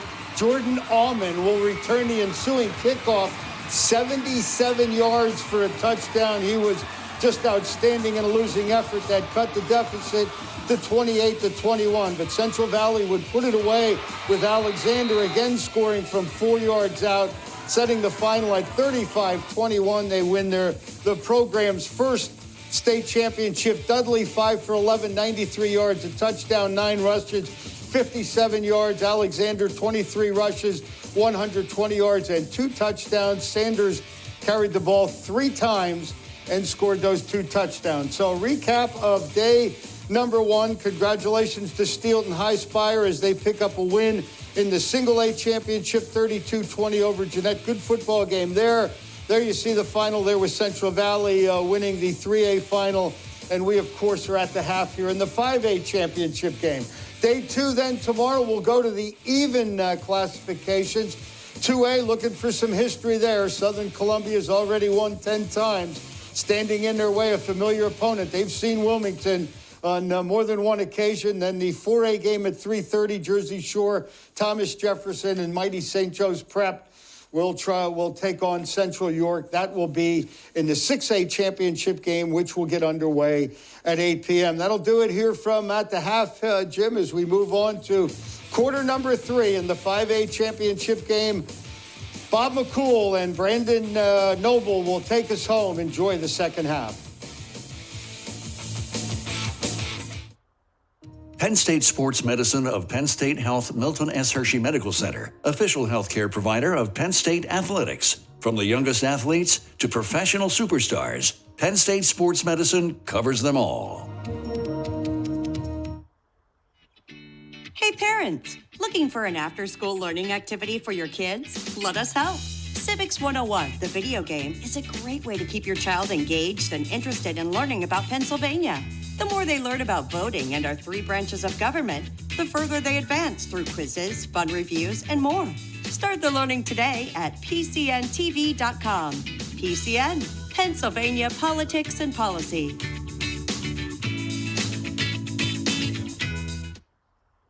One of PCN's longest-running original programs is PA Books, a one-on-one conversation with authors about Pennsylvania's past, its people, and its contributions. During the Candid Chat, you'll get a preview of their book and discover their reasons to bring the story to life. Watch PA Books weekdays at 8 a.m. and Sundays at 7 p.m. PCN, proud to bring Pennsylvania history and culture to you. Slam dunk, home run, touchdown, goal! However you score, do it with PCN. Bringing you sports coverage every season. Watch live and stream on demand. With coverage this good, you'll be a part of the action on cable and the PCN app.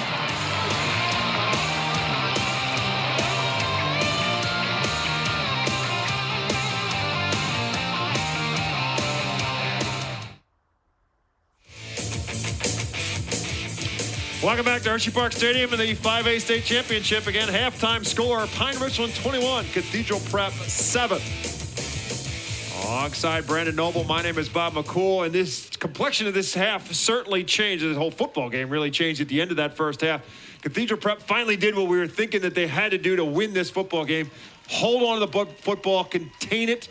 Long drives, and it's a brand new football game. They were right back in this at a 2-score game. Yeah, they took the ball, marched right down the field, just methodically run the ball, had a really big play on 4th down to get the first, and actually threw the ball into the end zone, but it was a really great drive, and it's what they needed going into halftime. Well, Chip Kelly always said time of possession was overrated, and Pine Richland would agree with that based on what happened in that first half as we take a look at our numbers in the first half. They didn't have the ball very long, but they were highly efficient at taking care of business, and ultimately their numbers aren't going to look all that impressive only because they got the ball and they got the job done. But what they did is they ran the ball obviously very well, and they did it with a bevy of different players. Every time you turn around, somebody different was getting the football for Pine Richland, but the end result was highly effective in 3 rushing touchdowns in the first half. Yeah, it's those big chunk plays, right? They got the early turnover to get the early lead. What is surprising is to see them 0-4, and they look, and Prep's not a whole lot better at 2-8 on 3rd down, right? Both teams are kind of struggling right there, but Pine Richland, they're able to move the ball in these big chunks So you don't really need a lot of third down conversions because you're always in first down. And their defense was outstanding very early on in this football game, and Luke Miller is a big story of it. And it all got started with a play Luke Miller made on defense. As we take a look at some of the highlights, and Cathedral Prep with their first possession, and Miller came up with a strip and set him up for a short field, and it didn't take long for Cole Spencer to register his name in the books with a touchdown here. Next series, they go 18 yards after that fumble, and Spencer's in for a touchdown. Here, it's what you were talking about, their ability to pick up yardage after catch with Jokum, and then they go to Hazley, who's normally a tight end, lined up as a tailback. He takes it in for a touchdown for a 14-0 lead. And then a big play here from Burns as the tailback sets him up with a short field, and they go back to Cade Schweiger for their third score. And then finally, Cathedral Prep was able to put together that drive. How good of a drive? But a 15-play drive. But this was key because it was 4th and 5, and Goodwin flipped it to the 20-yard line, and eventually they were able to take it in. Tamar Sample with the touchdown pass to Patrick Fortin. But that play on 4th and 5, they may not be good on 3rd down, but 4th down, they came up with that big play. They don't get that. It's a whole, obviously, different complexion of the game. But we said it at the end of the half that Cathedral Prep gets the football to start the third quarter. So Mike Mishler had to feel a whole lot better with what he talked about his team at halftime. Yeah, anytime you can score going into halftime, you feel great about it. And to go that way, though, to kind of play your kind of football, your kids now know that they can do it. They had success moving the ball down the field the way that Cathedral Prep has done all year, and they've got to come out and do the exact same thing on this opening drive. And obviously the opposite side of things for Eric Kasparovich, he no doubt talked about his team. We said that when they went up 21-0. Hey, remember, we were the team that came back from 3 scores last week, so it obviously can be done. Let's not see it happen to us. So he, without a doubt, certainly had something that he could address his kids, and that's all coaches want. They want something to be able to talk about to their kids to make sure they got them focused. Yeah, stay focused. It's a cautionary tale, right? We've been on this, on both sides of this. Let's not let them come back now. Come out. You know they're going to try and run the football. Be stout inside. Don't let them establish the run game. Get the ball back. Get another point, another score on the board, and then go from there. And again, so much time with that time on the field with that big offensive line for Cathedral Prep. And as Brandon noted at that spot, after the Ramblers scored, Pine Richland, which is on our side of the field underneath us, we're on the home side, and you could see that Pine Richland was literally winded by the time that series was over with, and the halftime clock came right at the time Pine Richland needed a break. Yeah, oh, definitely. And again, we talked about it, throughout the whole game. When you can run the football, especially when your O-line averages 280 pounds across the board, and you can lean on people like that, that gets old. The longer the drive goes, the more tired they get. Now we're getting a flag on the kickoff. This will be a procedure penalty against Pine Richland. We've seen a couple of those so far in this first couple of days. It's just a little bit of, no doubt, anxiety on the part of everybody to get going on the kickoff. Our third game of the day. Steel High with a victory over Jeanette in the Single A Championship, 32-20. The Double A Championship went to Central Valley, beating Wyomissing 35-21. You're watching the 5A State Championship, Pine Richland and Cathedral Prep. We'll be back to work tomorrow morning, 11 a.m. for the Double A Championship. Southern Columbia taking on Wilmington. Then the 4A Championship of Thomas Jefferson against Jersey Shore. And the 6A final will wrap up the weekend. St. Joe's Prep looking to go for 3 in a row at 6A. They will take on Bo Prabula and the Central York Panthers. And this kickoff, a little bit of miscommunication between the guys in the back, between Fortin and Crawford. They both kind of thought the other one was going to take it, and ends up in the end zone for a touchback. And so Cathedral Prep will start at their own 20-yard line. Be interested to see what they do. They come out, look, they mixed it up a little bit on that last drive of the first half. They did throw the ball a little bit, but they really did a good job of running in between the tackles and then getting Tamar Sample out on the edge and keeping the ball. A little QB run added in with Parks, with Williams. It was a good kind of 3 guys with the football. And it helps a lot, too, again, when you got fresh legs running at that defense. Tamar Sample, only 42% completion percentage on the season, but he was 7 for 11 in the first half, including that touchdown pass for 49 yards. He's from the shotgun, and he's going to hand it off to Shaheen Williams. Again, Williams at 240 and Parks at $175. There's starting to see a little bit more of Williams now as this second quarter and now the start of the third quarter goes along. And he had been missing, fighting through some ankle injuries throughout this season. But he gets the call on first down. He'll pick up 3 to put him in a 2nd and 7 from the 23. You see Mike Mishler with his arms folded in the orange and black tie on the sidelines. 2 receivers each way for Sample, and he'll keep it himself this time. Slipped as he tried to cut back. Saw big number 75 Cole Sherman at him. Tried to get around him, but the feet kind of went out from under him. He ends up picking up a yard, and that's it. Yeah, you see Sample, everything's gummed up there to the left, and he comes back, and he almost sneaks out the backside right there, but just didn't get his feet under him and fell forward a little bit, and puts him in a 3rd and long right here, which again, this field position, this is not 2-down territory right here. They need to get the first or they're punting the football. 3rd down and 6 from the 24. Obviously, they have to get the 30-yard line to pick up the first down. Sample wants to throw for it. Steps up in the pocket, looking to go to Fortin over shoulder. He made the catch. What a great throw and a great catch into Pine Richland territory and bumped out of bounds at the Ram 37-yard line. That was a really, really nice football that Sample threw right there. He dropped that right in the basket. Holy smokes. 39 yards on the pickup, and more importantly, again, they flipped the field. They're now in Pine Richland territory at the Ram 37-yard line. Now, he hit Fortin right in stride. I mean, that ball could not have been thrown any better. Now they'll split the backs with Parks and Williams both in there on either side of Sample. And Sample will keep it himself, and guess what? Number 7. If he might have 10 tackles by the time this 3rd quarter's over. Yeah, he is a good football player. Luke Miller in there at his linebacker position. He's been everywhere. Michael Parks now wearing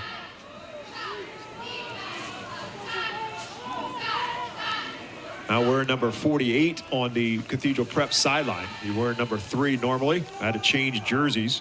So he's on the sidelines right now wearing a different jersey. Right now his team is in a 2nd and 10 at the 37-yard line. After Williams was not able to pick up a gain. Get it again, and Miller again on the tackle at the 35-yard line. He'll pick up 2.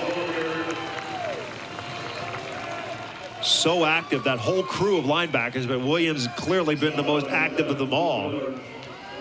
12 tackles combined, 11 solo tackles for Luke Miller, and here's another one. Yeah, look, it just comes over the top. It's a great read, fits it up, waits for his buddies to come in and help, and then make sure the running back doesn't fall forward.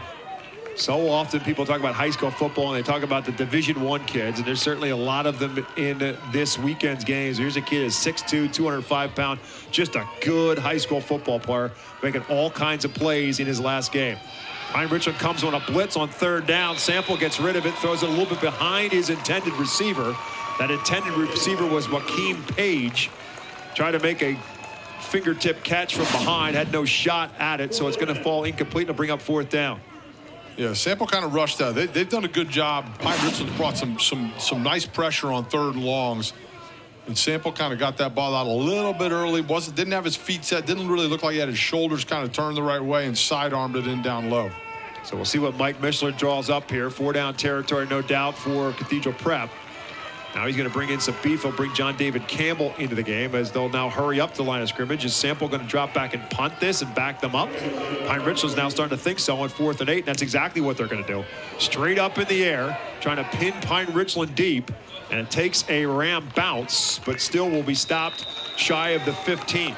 So again, said this in the first half, this is the long game for Mike Mishler and Cathedral Prep. They need to back them up, don't want to give them any short fields, and he's thinking stop them here and get the ball back and get good field position. Yeah, and this is a really important drive right here for the defense, for Prep's defense. They've got to come out here and look, they got gashed on a couple of those drives in the first half where they were giving up 10, 12, 20 plays a snap, and you cannot let Pine Richland do that. You've got to make them earn it. You got to make them go all the way down the field 2, 3, 4 yards at a time. So Cole Spencer and company go to work now from their own 14-yard line. 9:01 left to go in the 3rd quarter. Pine Richland leads it by a score of 21-7. Jordan Burns is back in there as the tailback sidecar left of Spencer, who wants to throw for it. Here's Yoakum trying to get a block. Yoakum makes the first man miss, and here goes Eli Yoakum. Makes the second man miss, and now it's a foot race to the 30, to the 20, to the 10. Eli Yoakum gets tripped up and dives into the end zone. Touchdown Rams. 86 yards on the hookup from Cole Spencer to Eli Yoakum for the score.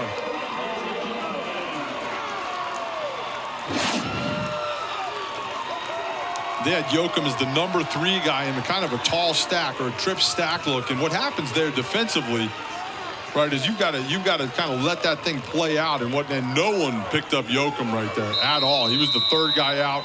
Usually you have one guy that takes the first outside, the first inside, and then the flat or the last guy there. And nobody took Yoakum.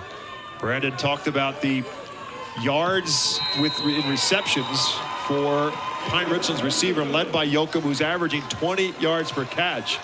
Well, Cathedral Prep's defense did a pretty good job of containing him through the first couple of catches, but the last 2 have gone for big hits. The first one for 41, this one for 86. And as a result of that, Pine Richland jumps back out on top, 28-7. And here it is, the hook up to Yoakum, gets a couple of blocks, and then his feet did the rest. You see the speed there coming down the sideline. Cathedral Prep had a couple guys that looked like they had the angle on them. Not able to get there. It's a huge play.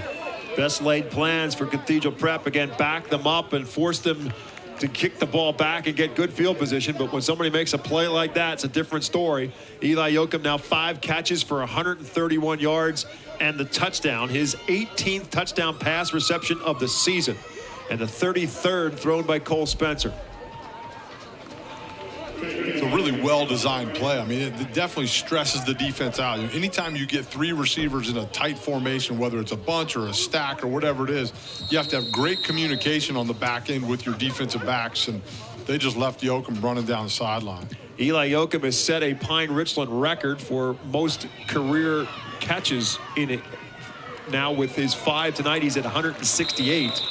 And he passed Neil Walker in touchdown, or excuse me, in reception yards as well. He's now over 2,500 yards in receiving in his career. And that is his 33rd career touchdown pass. Again, a number of these starters are 3-year starters for Pine Richland. They were the class after, if you will, for Phil Jakovic and the state championship team in 2017. They came in as starters in 2018, 2019, and this is 20, quite obviously, and so this is their senior year.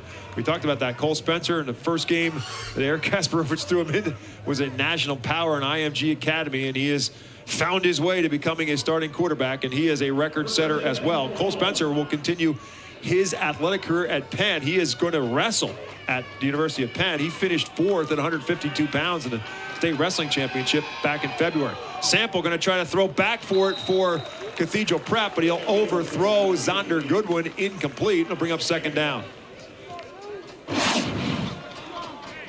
Really nice coverage there by Schwager, number 2. You see him right there from his safety position. Does a good job. Stays right in the hip. It's a tough throw for Sample right there. So it's now 2nd down and 10 for the Ramblers, who need to figure out a way to respond. They'll send Crawford out to the left, Fortin to the right, with Goodwin in slot left on 2nd and 10 from their own 21-yard line. Parks is now back in there at the tailback spot. He gets the call, and guess what? Luke Miller has it by the waist and won't let him go. 3rd and 10. I think Luke Miller has made every single tackle in this football game. It's really incredible how efficient he has been. And good football player. Either he is shedding some blocks or somehow or another Cathedral Prep is not getting a hat on number 7. You just see him, right? I mean, that's textbook linebacker play, right? He just tracks the back. It's an inside zone. There's kind of a rule when you're playing a one-back team, 1 back, 1 gap. So those linebackers know, hey, I just got to track the hip of that guy, and just being a really good athlete to take down a guy who's really hard to tackle. So now it's 3rd and 10, and Sample will keep it himself, and Sample has a little bit of a hole, but that closes down pretty quickly as he's across the 25, 27, maybe to the 28. Going to be 3 yards shy of where he needs to get the 1st down. Good job just getting north and south right there by Sample, going right up the gut. Looks like they're going to run the punt team out here and try and get that quick kickoff again. Yeah, Sample will take a couple steps back. And now Pine Richland will quickly send Eli Yoakum back to return it. Cathedral Prep had to get a man off the field as Fortin gets off the field. Sample, booming kick this time, well over the head of Yoakum, who lets it hit, takes a bounce, and now he fields it, now he drops it, the ball's on the ground. It's still losing. Cathedral Prep recovers it. So the Ramblers got exactly what they needed as Yoakum tried to field it on a hop over his shoulder. He never was able to secure it, and it cost him the football. The Rams pick it up at the 20.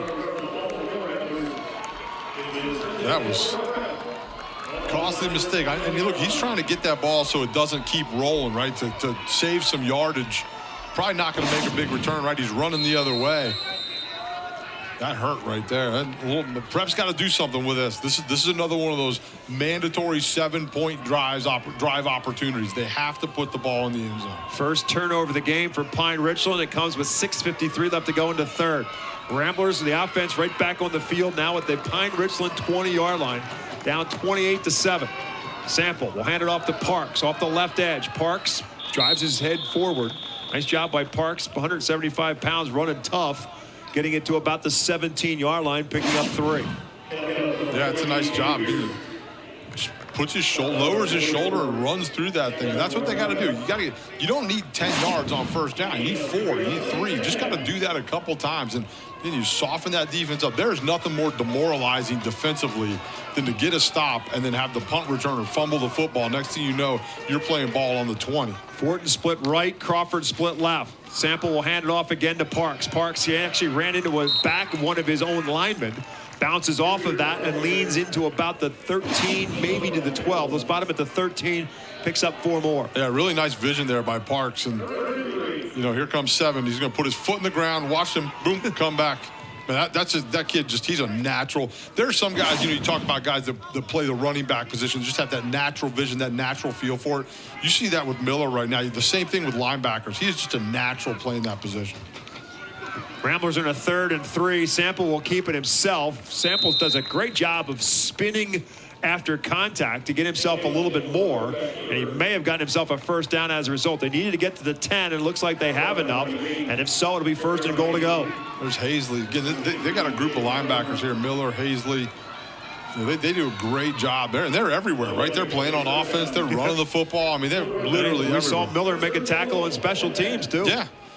They'll sleep on the bus. Oh, definitely. They're 1st and goal in the meantime for the Ramblers, as Sample did get enough to get to the 10 to move the sticks. 1st and goal to go. 5:15 left to go into 3rd. Ramblers down 3 scores, trying to get one of them back here. Parks has daylight, bounces off a tackle, still goes. It was Hazley who hit him the first time, and now a flag comes in at the end as Parks is eventually wrapped up at the 7-yard line. We'll wait and let him sort all this out. Good job bouncing off that. Hazley doesn't wrap up. You haven't seen a lot of that tonight from the Pine Richland defense. They're pretty solid tacklers. You don't see a lot of that shoulder tackle. On number 2, Green. That'll be added to the end of the run. A face mask against Pine Richland. So an added advantage here for the Ramblers as Pine Richland gets called for just their 2nd penalty. It'll be half the distance to the goal line. It'll put them at about the 3-yard line. And so it's going to make this 1st and goal to go now on the penalty. So call it 1st and goal from the 3. Sample wants to take it himself. Now he's going to reverse ground. Bounces off a tackle and will fall back down to the line of scrimmage. And fortunate to be able to do that as Miguel Jackson came up and popped him. Actually, it was not 56 Jackson. It was 54 Connor Lenz who popped him and knocked him to the ground. No gain on the play for the Ramblers. And they're now 2nd and goal at the 3. Again, Sample does pack 215 pounds on a 6'3" frame. So he has the ability to keep running after first contact. Williams will stay in there as the tailback at 240 pounds with Sample beside him, as I said, at 215. On 2nd and goal from the 3. They stack the receivers on each side. And Sample wants to roll right. Miller's in there to make a play. Sample again spins out of that tackle, but has to dive to get back to the line of scrimmage. It's 3rd and goal. See Miller coming from the right side of your screen right there. He got a little face mask right there. He got away with one. He had the hand up in the face of Sample. You're going to see his right hand come up. Boop. Grab a nice spin move right there by Sample, though, just to get back to the line of scrimmage. Now it's 3rd and goal to go. So after the penalty got him to a 1st and goal at the 3, back-to-back no gains for the quarterback. Now they're going to bring Jaden Smith, the defensive end, at 6'2", 240 in there as another blocker. He's lined up as a tight end on the left side. On 3rd and goal from the 3. Sample will go that way, but Miller's there again. Off the edge, Luke Miller makes another big play defensively.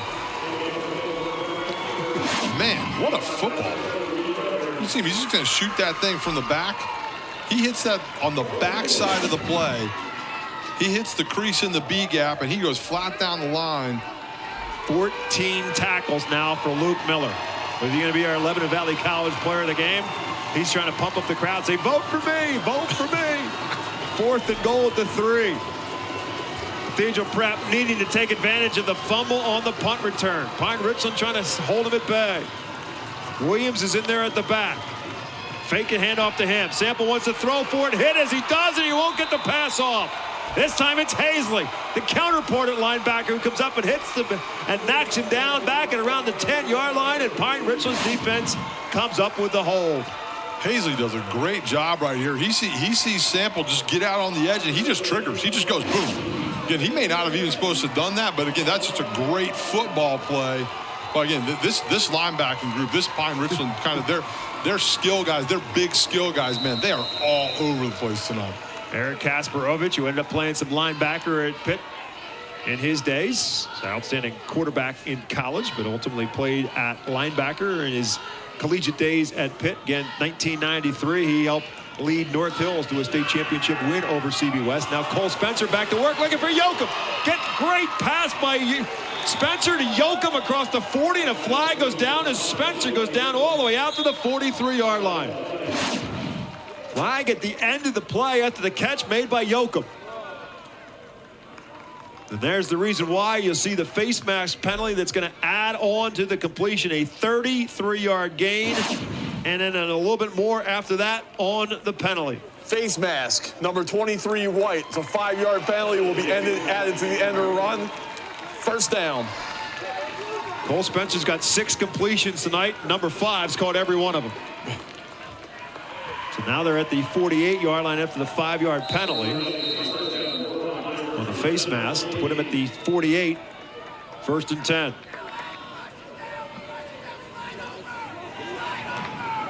Burns in there at the tailback spot. He'll get the handoff, trying to get around the edge, and he does. Being chased by Jaden Smith, and the good foot speed by Burns gets him across midfield and takes it to the 47 and a gain of 5. I mean, they just keep putting different guys in there and handing them the football. It's pretty incredible what this Pine Richland team has, right? How deep they are. Number 7, Green. That's a 10-yard penalty from the spot of the foul. We'll replay 2nd down. There's a chink in the armor of Luke Miller. Yep, that's it. He gets called for the penalty. And so that will wipe out the 5-yard run and will back up Pine Richland. Instead of being on their side of the 50, they'll be back on their side, back to the 40-yard line after the penalty, the holding penalty. Will remain first down. But it's now 1st and about 18 to pick up the first down. Clock at 2 minutes and inside of 2 minutes by the time Cole Spencer takes this snap. He's going to hand it off. And this time it's Schweiger back in there at the tailback spot. He has been taking the majority of their carries over the course of the season. But as we've talked about, a lot of people have carried it tonight. Yeah, nice play right there. Just gets up inside. Get some yardage back, get some back in at least to where they're close to the original line of scrimmage. 4 different backs have carried the football tonight, including the quarterback Spencer, who's only carried it 1 time. It happened to be an 18-yard touchdown. He's going to throw it here, and it's caught. Pass is caught by Mill. Flags go down as Mill goes down in Pine Richland's bench. As Mill makes the catch and takes it to the Rambler 45, but flags at the end of the play. We'll see it here. With a little horse collar-y by LeBron there.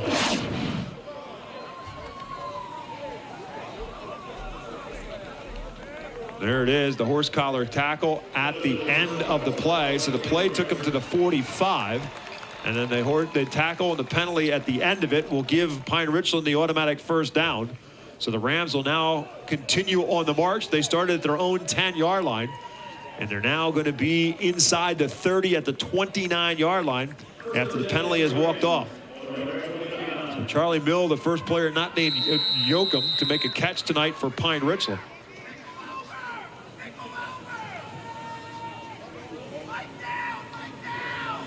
Yoakum shifting around now. They're going to keep it and run an option out of this, and Spencer will keep it himself. Shaheen Williams is there to make the tackle for Cathedral Prep after Spencer picks up just a yard to the 28. Really nice play by Williams there from his linebacker spot. A little speed option down the line here. Williams isn't fooled. He trusts his buddies. Makes a nice play. Spencer will hand it off this time to Schweiger. Big hole to run through inside the 20 and down close to the 15-yard line. 12 yards on the run for Schweiger. And it's now 1st and 10 for Pine Richland. He pretty much just ran a straight line on that play, literally right up the hash, and nobody touched him. We got a Cathedral Prep player down on the hash that he just ran. 42 seconds left to go in the 3rd quarter. As you see, the Pine Richland player down right now, or excuse me, the Cathedral Prep player down right now. We're talking about Cole Spencer. We're talking about Yoakum and his records, but Spencer, also a 3-year starter, certainly set some records at Pine Richland as a quarterback. 6,900 career yards, 83 touchdown passes. Add one more to that total with his touchdown pass tonight. Season high against Fox Chapel. He was 15 for 17 for 338 yards and 5 touchdowns. Last week against Governor Mifflin, he threw for 4 touchdowns and 252 yards. So you're talking about a player who broke the records of a guy named Jerkovic, who's at Boston College, and Ben DiNucci, who's now playing in the NFL. Yeah, I mean, look, and one of the things, this class, right, as you work through, and this is how you want your high school football team to work, right, is you get a group that comes in and plays as sophomores, you're probably going to take your lumps. It's not going to be pretty, especially coming off a state title, right? But you watch this class mature, and then you put them in this spot, and you fill it in with some younger guys around it. That's how you win state titles. Right now, they're in a 1st and 10 at the 16-yard line.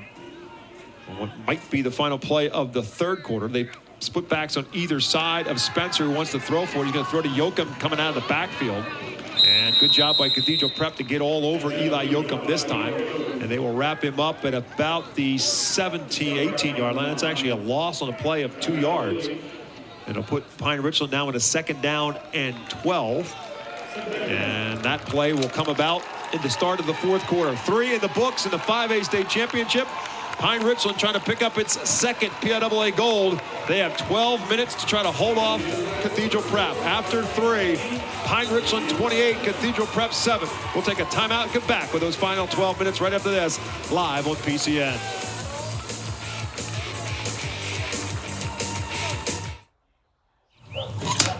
Cat Day, Houseplant Day, Pirate-themed half birthday. 2nd Tuesday of September. Football parties all November. Blue mockingbird migration. Swimming lesson, graduation. Jeff paid his parking ticket. Kevin found his guinea pig. With Wise, entertaining is so easy, you'll have to find new reasons to celebrate. Wing trays, grilling essentials, and desserts, only at Wise. Glitter Day. All right.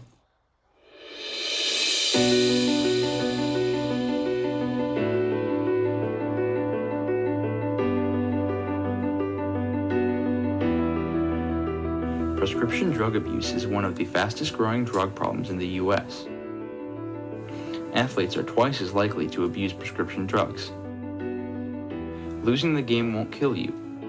Opioids will. Don't let pain become a killer.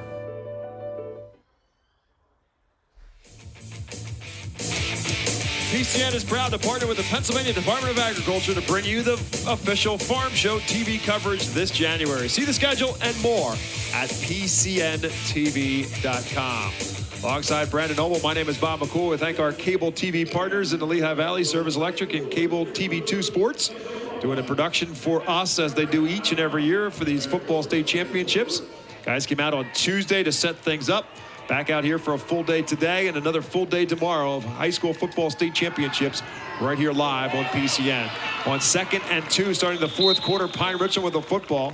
Throwing a little slip screen to Charlie Mill, who makes the catch and takes it to about the 12 and a pickup of 6. You get everything going out to the right there, a little jet sweep action to get the defense's eyes going that way, and then throw a little quick screen out there to Mill. It's a well-designed play, but a really nice tackle coming up from the secondary there and getting them on the ground. So it's 3rd and 6 now for the Rams at the Rambler 12-yard line.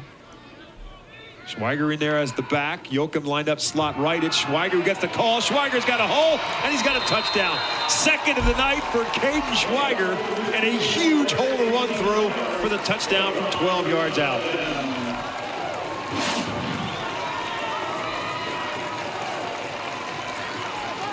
Doesn't get touched until he's in the end zone. I mean, just a well-designed play. Great blocking up front. You know, I know we've talked about Luke Miller all night, but he led that thing up there again from his H-back spot on offense. Offensive line cleared that thing out. That's a couple plays in a row that Schweiger's run the ball and hasn't been touched. His second rushing touchdown of the night, his 10th of the season, and Pine Richland adds to its lead with 11-17 left to go in the football game. It's now 35-7, Pine Richland on top. I mean, look at this, just big play after big play. There's Burns going around the corner, and here's Schweiger finishing it again, just kind of coasts into the end zone. And so it's 35-7. We're talking about a player like Luke Miller, and again, so much, and it frustrates me to no end when you hear so many people talking about all the Division I players and the Division I players, because when you're winning a high school state championship, you got a lot of guys like that. Because Luke Miller's not going to play football at the Division I level, but he's going to play somewhere in college, and some college football coach is going to be more than happy to take him on his football team because he is just a good all-around high school football player. Yeah, he is. You know, Hazley, I mean, all these guys, right? They're all kind of clones of each other, really. I mean, they really are. And it's really impressive to watch how well they run, you know, the way that they understand football, just kind of their feel for the game, and the fact that you can plug these guys in almost anywhere and be effective.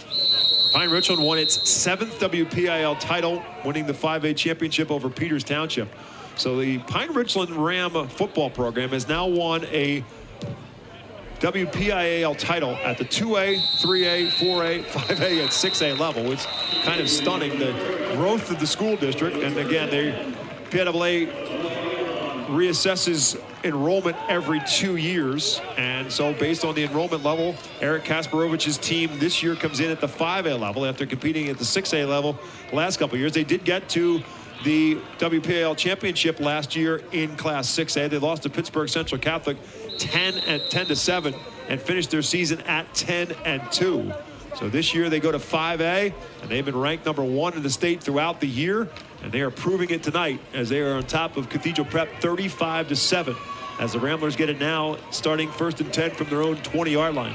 11 minutes and 17 seconds left to go in the football game. Tamar Sample and Cathedral Prep to work. And they'll hand it off to Marks, and Marks will fight for a couple to about the 23-yard line. Pine Richland defense that giving up 14 points per game. But again, some of that came about last week because they gave up 44 in the game against Governor Mifflin. The Mustangs were able to take advantage of some turnovers in that football game to give them a quick 21-0 lead. Sample will keep it himself on 2nd and 7. Not much doing this time, but he runs into that front 7 for Pine Richland. Is just winning the battle up front. It's now 3rd and 7. Yeah, they really are doing a great job. Connor Lentz right there, number 54 from his defensive end spot, does a great job. Looks like Jacob Domer comes in from his defensive tackle spot. I mean, look, they just collapsed everything around them. That group, that front four, and we've talked about Luke Miller a lot all night tonight, but he can't do what he does without those guys in front of him. Occupy blockers, if nothing else, is job #1 for some of the big boys up front. Tamar Sample and his team is now in a 3rd and 7 from the 23-yard line. Marks is in there as the back. 3 receivers for Sample to his right and 1 to his left. He's looking across the middle here and is looking for Fortin. Was it picked off? No, but it was Hazley was right there to get a hand on it from his linebacker spot, dropping back into pass coverage to force the incomplete pass and make it 4th and 7. Yeah, Hazley does a good job. A little bit of pressure there on Sample. Just with 4, Hazley does a good job coming in to knock that thing down. And these guys are so active from everywhere in the run front, you know, in coverage, blitzing. They kind of do it all. It's a good group. 4th and 7 now for Cathedral Prep, and it looks like they're going to punt the football again, backed up in their own territory at the 23-yard line.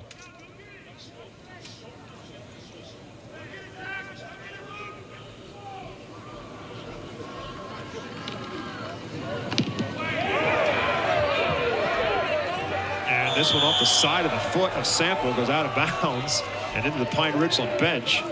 And so the Rams will get good field position in their own side of the own side of the 50-yard line. Yeah, it's not good. Right, I mean, these guys score fast, and they're going to keep going. Again, you know, this is a situation where you can't slow down right now, and so it's not about running up the score or being poor sports or anything like that, right? When you're going, you go, and you play until the very, very last whistle. I should make it clear when I'm talking about Luke Miller and the level he's going to play. He's going to play college football, but he's going to play at Kent State. So I mean, when I say he's not a major Division I player, he's a good football player who's going to play at a good level for him, but he's not a major D1 player. And when I say that, talking about 2014 in the 4A championship at that point in time, before they had expanded to 6 classifications, Pine Richland played St. Joe's Prep, and in that game, Olamide Zacchaeus was a senior for St. Joe's Prep. He's now playing for the Atlanta Falcons. Underclassmen for St. Joe's Prep included DeAndre Swift, who went on to play at Georgia and is now with the Detroit Lions. John Reed went on to play at your alma mater at Penn State and is now in the NFL. John Runyon, who was on to play at Michigan and is now with the Green Bay Packers. That was on St. Joe's Prep side. The starting quarterback for Pine Richland, guy we made reference to a little while ago, was Ben DiNucci, who went on to eventually started at Pitt, then went to James Madison and is now with the Dallas Cowboys. And Connor Slomka, who went on to play at West Point and got a tryout with Jacksonville. So of that crew, 6 players in that 2014 state championship ultimately were in NFL training camps this past summer. That is incredible. It's a lot of talent. There's some really, really good high school football players. So Miller again lining up in that H-back position with Hazley as the tailback, and they'll give it to him. Hazley fights off a tackle and will dive inside the 40 to about the 37-yard line, and a gain of 3. I like how Hazley is the tight end / tailback. He had 4 carries on the season coming in. This is their 11th game. He's got 4 carries tonight. But again, it's about possession of the football right now. Yep. You got your big boys up front. You got your blocker in Miller. You got your tailback in Hazley. And you got a kid that's going to go on to wrestle in college. I want to make sure to secure the football right now. There's only one way that Cathedral Prep comes back in this football game, and that's turnovers. So go back to Hazley. Hazley bounces off a tackle inside the 35 and down to about the 30. That's pretty close to. It might be enough for a Pine Richland first down. That's a powerful run right up the gut. Good job. Nice block up front. You get a couple, guard pulling, Miller leading, and Hazley just running behind his shoulder pads right up the hash. To the 30-yard line, maybe to the 29. Actually, it is the 29-yard line. That's all they needed to do was get to the 30 to pick up the first down. They're at the 29-yard line. Spencer, another handoff. This time it's Burns back in there, and Burns will drag a tackler inside the 25 and down to about the 21-yard line. 8 more on the play for Jordan Burns. And this is the kind of run game right now that wears on you as a defense. We talked about, Cathedral Prep had that kind of game coming into it. That's the style they play, and they're getting a dose of it right now. Right back to the ground game with Burns, and he'll make the final tackler miss and take it in for a touchdown. 21 yards on the carry, and Jordan Burns puts another one in the end zone for the Rams. Again, basically just running the same play, and Burns, again, runs right up the middle. Couple pullers. Next thing you know, he's in the secondary, and then he's in the end zone. He becomes the 4th different Pine Richland running back, if you will, to run for a touchdown, including the quarterback and Cole Spencer. Spencer now taking knee for the extra point from Tony Nicasio. And that extra point is blocked. So Cathedral Prep still battling at the line of scrimmage, comes up with the blocked extra point, but with 8 minutes and 18 seconds left to go, Pine Richland has broken this thing open in the second half. Again, there was a glimmer of daylight for Cathedral Prep at the end of the half. They got that long 15-play drive to make it a 2-score game, and they were going to get the football to start the third quarter. But Pine Richland's defense had other ideas. They got the ball back, and the Rams' offense started to cash in time and possession after possession. Burns he's kind of sparked this running game tonight. I mean, he really has. Schweigert's gotten a lot of the carries, but Burns has been the guy that came in and really kind of opened things up for this offense. And it's been a little bit outside. You see it right here, and then getting up inside right here. This is just a powerful, powerful runner. Here comes your touchdown right here, right at you. This is a nice run. He earned that one. He definitely earned that one. His 5th rushing touchdown of the season, and then the result of that, Pine Richland's on top 41-7. PIAA championship games are the exclusive property of the PIAA. Television coverage is licensed to PCN, whose exclusive rights are protected by federal copyright law. Any retransmission of any kind or other use of television coverage of this game without the express written consent of PIAA is prohibited by law. Brandon Noble will come to your house and beat you up if you don't do the right thing. Here's Joaquin Page on the return for Cathedral Prep, and more trouble for the Ramblers. Debated on whether to let that ball go out of bounds, and no doubt should have, but he wasn't sure whether or not it would or whether or not it would roll a little bit further. He picked it up, and he was in no man's land, and Pine Richland will make him pay for it and wrap him up back around the 7-yard line. Yeah, not a position you want to find yourself in right there. Is it going to go out or is it not? And it just kind of sat there on the line, and he picked it up, which you have to do. I mean, you can't just let it sit there. So yeah, look, they come out. I think right now, right, it's about controlling your emotions, right? If you're Cathedral Prep, come out, play football, finish the football game, walk off this field proud. You know that you got here, you overcame a heck of a crazy year to get here. But don't do anything crazy. Don't get out of control. Just play your game. Back to the 7-yard line. Sample. Gonna hand it off himself, and it's Marks with the carry. Flag goes down from far away from the field as Marks takes it across the 10 to about the 12-yard line.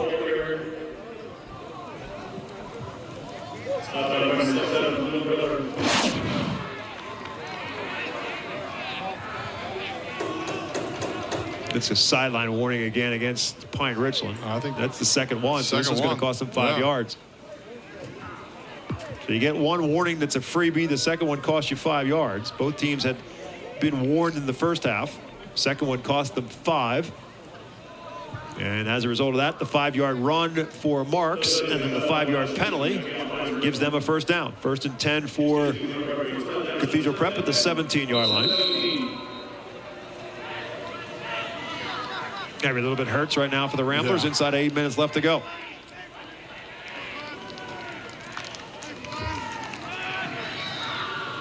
Marks again on the carry. Fights for more yardage across the 20 to the 21 and a pick up of 4 for Mike Parks on the carry. Yeah, they've done a great job of bottling him up. I mean, they really have. You know, this group up front for Pine Richland, that includes the linebackers, but that D-line has done a great job of not getting knocked off the ball. They're not as big as the Cathedral Prep O-line, you know, man for man, but they do a great job with their hands. They play with great pad level. They run really, really well. That was, you know, that's where you're going to win and lose football games. It's on the front. Mario Crawford comes out the left side. We get an equipment issue for Pine Richland on the defensive side of the football. And Justin Dietz will come in now as Diego Pitorino, who was in there, had to come out with the equipment problem. So on 2nd down and 6, they'll hand it off to Marks, to Parks again. Parks will take it to about the 25 and pick up about another 4 on the play and put the Ramblers in a 3rd and 2.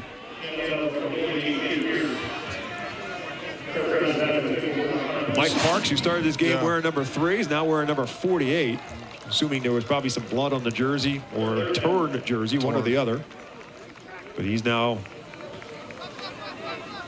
at 16 carries for 52 yards on the night.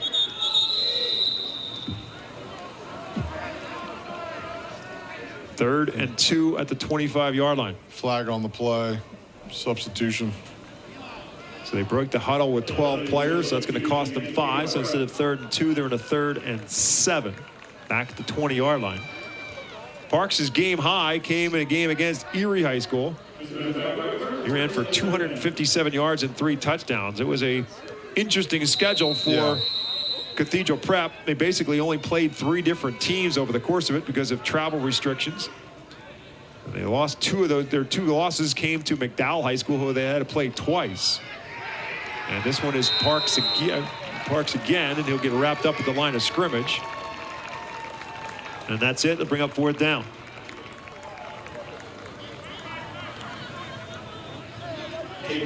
Player we talked about who just came into the game on the substitution, Dietz, is the one who makes the tackle. Yeah, it's good to see. Some of these guys that don't get to play a lot of football right now are going to get to take some snaps in a state title game. Yoakum and Mellis will drop back deep to return the punt for Pine Richland. From Cathedral Prep. Pine Richland return men. And Sample just got that one off. It's a high kick, and this time Yoakum is staying away from it. He learned a lesson the last time after he tried to field it over his shoulder. This time he ran away from it, and it'll stop at the 45-yard line. It'll take us to a timeout. 5 minutes and 32 seconds left to go. Pine Richland looking for its second state championship in 4 years. They're on top, 41-7. Game days are about more than the outcome. They are also about important life lessons. What it means to play with integrity, fairness, and respect. Represent your school and your community.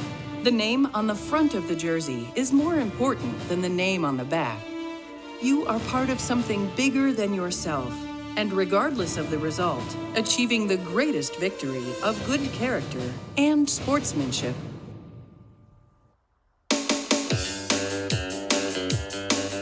PCN allows people to see what the farm show is all about, even if they can't be here. A week long of watching PCN covering the farm show. PCN is the full coverage, in, out, up, down, everywhere. See it all and more with PCN's coverage of the Pennsylvania Farm Show.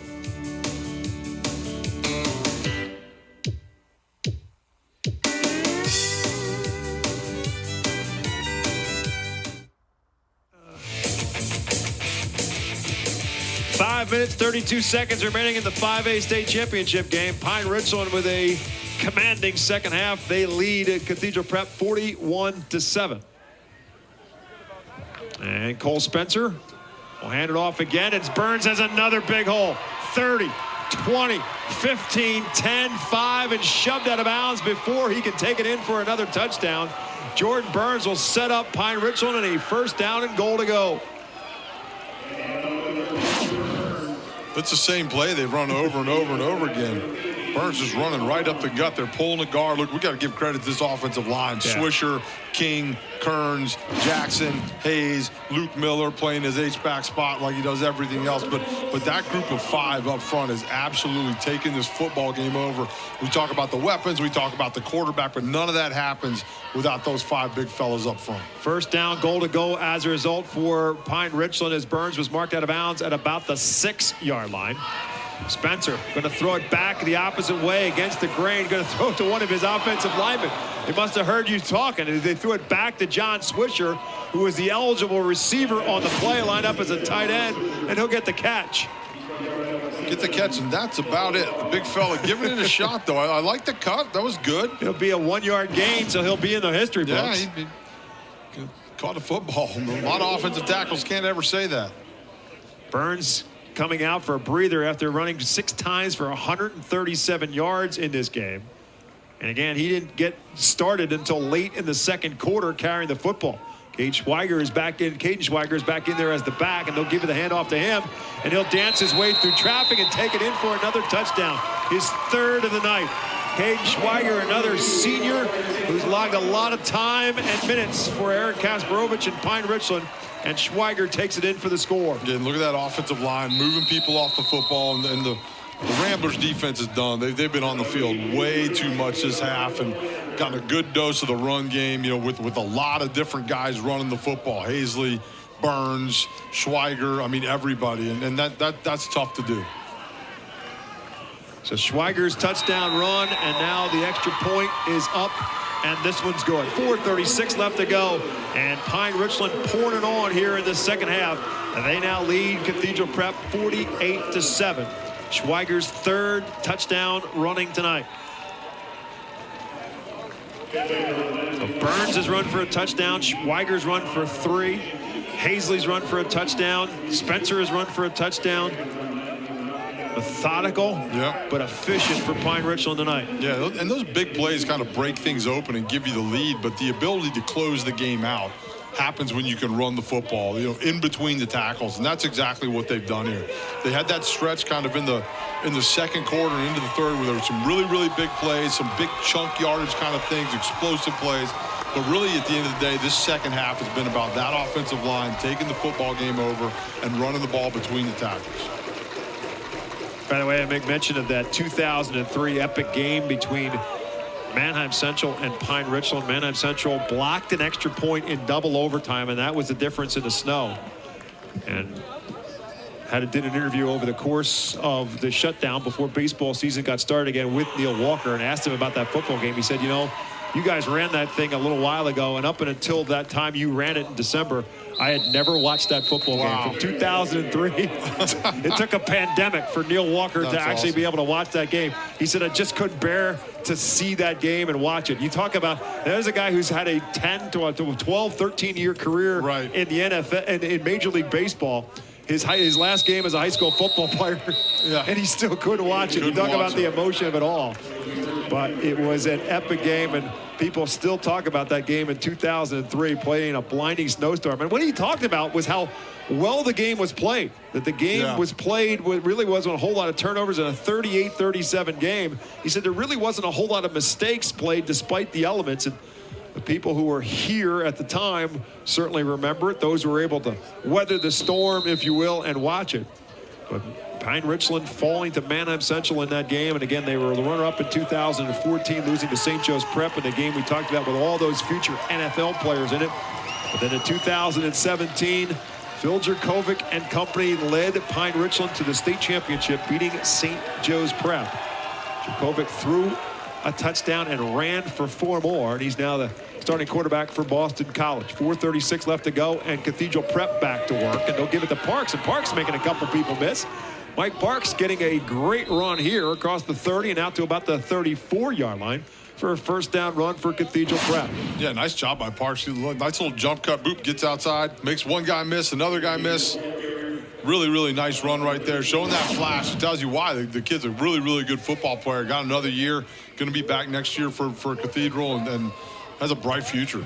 And Mike Mischler was talking a lot about the next couple years for Cathedral Prep. He really likes some of the underclassmen that he's got in the mix. Guys, junior and sophomores who are getting some playing time. And now one of them is going to come in at quarterback in Levon Rowan. 5'11", 175-pound junior is going to come in now to play the quarterback spot. And he will hand it off. And a big play there as Pine Richland defensive guys are starting to get some second-unit defensive guys. And one of them, Roman Dunlap, comes up with a big play here as they'll wrap up the ball carrier, Nolan Lynch, in the backfield for a loss back to the 31-yard line. Nice job by Dunlap right there. Again, this is a guy that probably does a lot for this team. He comes in and all of a sudden finds himself, face-to-face with the tailback, and he got him down there. That's the best way to put it. That was not a pretty tackle. All that matters is you get him stopped. No style points in the game of football. No, absolutely not. I've been run over plenty of times. All that matters is that back comes with you. Second down, for Cathedral Prep after the loss of 3 on the play, back to the 31-yard line. Second down and 13. Handoff again goes to Nolan Lynch. And he'll get wrapped up right back and around the line of scrimmage. No gain on the play. Make it 3rd and 13. Justin Dietz with the tackle.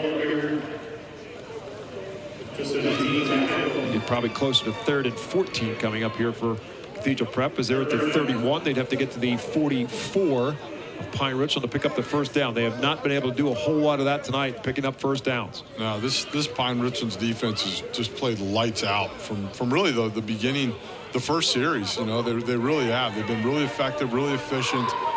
Just really great tacklers. I think that's the big thing, right? You look at these guys, and they don't miss a whole lot of tackles. And when you play great defense, that's really what it is. I played for defensive coordinators that would say all the time, it doesn't matter what I call. If you guys aren't tackling, it's worthless. 3rd and 14.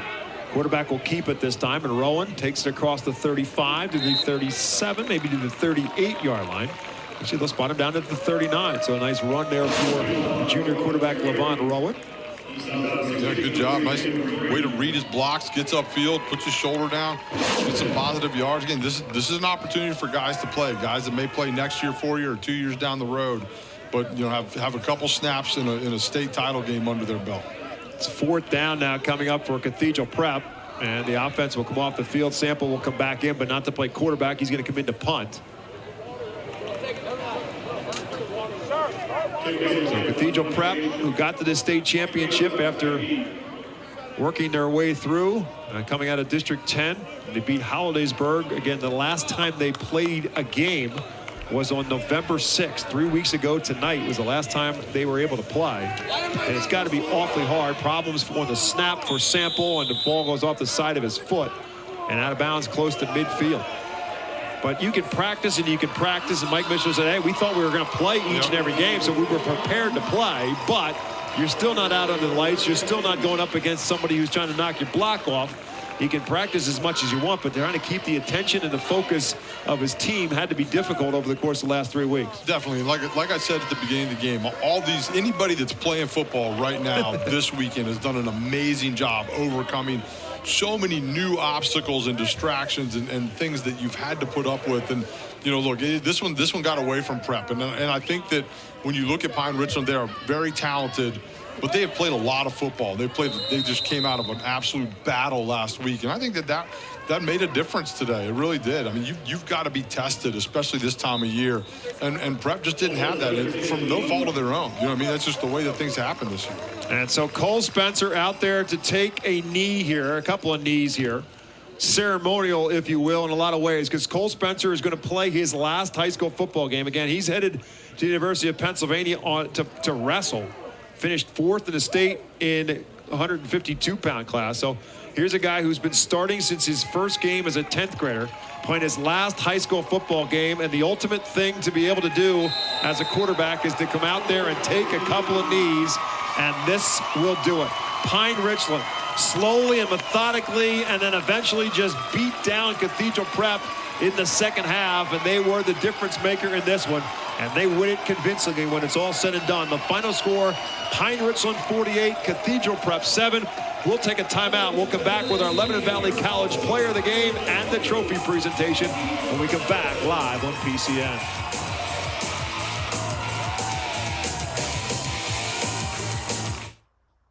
What's it like to live in one of the sweetest towns in the nation, Hershey, Pennsylvania?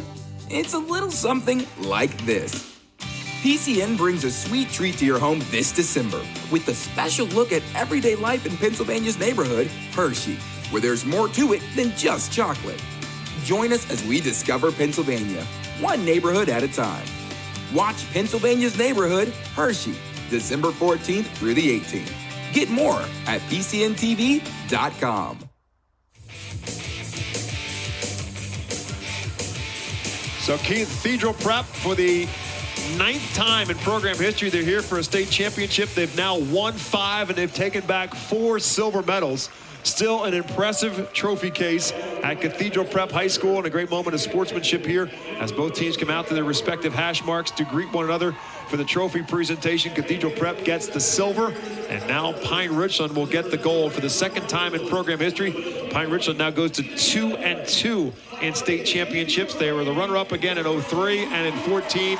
They won the 6A championship in 2017, and now this group that came in as 10th graders after that group, 3 years of battling, and they win the 5A state championship. A great moment for those young men to work through 3 years for a lot of these seniors to be able to get out here and in their final game to win a state championship. Yeah, look, there's nothing better than high school football. I mean, I mean that sincerely. I've played at the highest levels that you can, the NFL, big-time D1 football at Penn State, and my memories, some of my most fond memories are playing high school football with my buddies in Virginia Beach, Virginia for First Colonial High School, and my head coach, Frank Webster.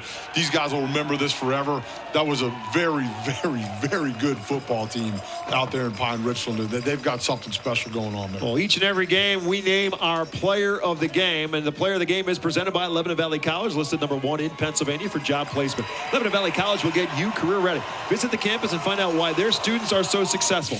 Undergraduate and graduate programs available for traditional and adult learners. Visit lvc.edu. Not often do we name a player of the game who doesn't score a touchdown in a 48-7 victory, but Luke Miller did everything else you possibly could have wanted, mostly tackle the opponent. I mean, he was everywhere, absolutely everywhere. In the run game, the pass game, pressuring the quarterback, leading up in a lot of those runs. He was the lead blocker. So, I mean, he is the definition of a football player to me. You need guys like that to win state titles, and they got a few of them, but he was the best one tonight. Kent State's getting a good one. He had 14 solo tackles and insisted on a couple more, and appropriately enough, he's got the trophy in his hands, and no one's going to get him out of it as his teammates win the 5A state championship. That's going to do it for our day one coverage. Don't forget, we'll be right back here again tomorrow here on PCN, 11 o'clock. It'll be the 2A game, 3:30 the 4A game, and then wrap it up at 8 o'clock tomorrow night with the 6A championship game. Our producers for the Pennsylvania Cable Network, Phil Beckman and Craig Peterson. Our director has been Dwayne Long. Great work in the booth by Bob Mesco, the fastest pencil in Pennsylvania. Alongside Brandon Noble, my name is Bob McCool. Thanks for tuning in to high school football all day long. Hope you'll do it again tomorrow. Pine Richland unbeaten as the 5A state champion. They take care of Cathedral Prep tonight by a final score of 48-7. Have a great night, everyone. We'll see you right back in here. Right back here tomorrow on PCN.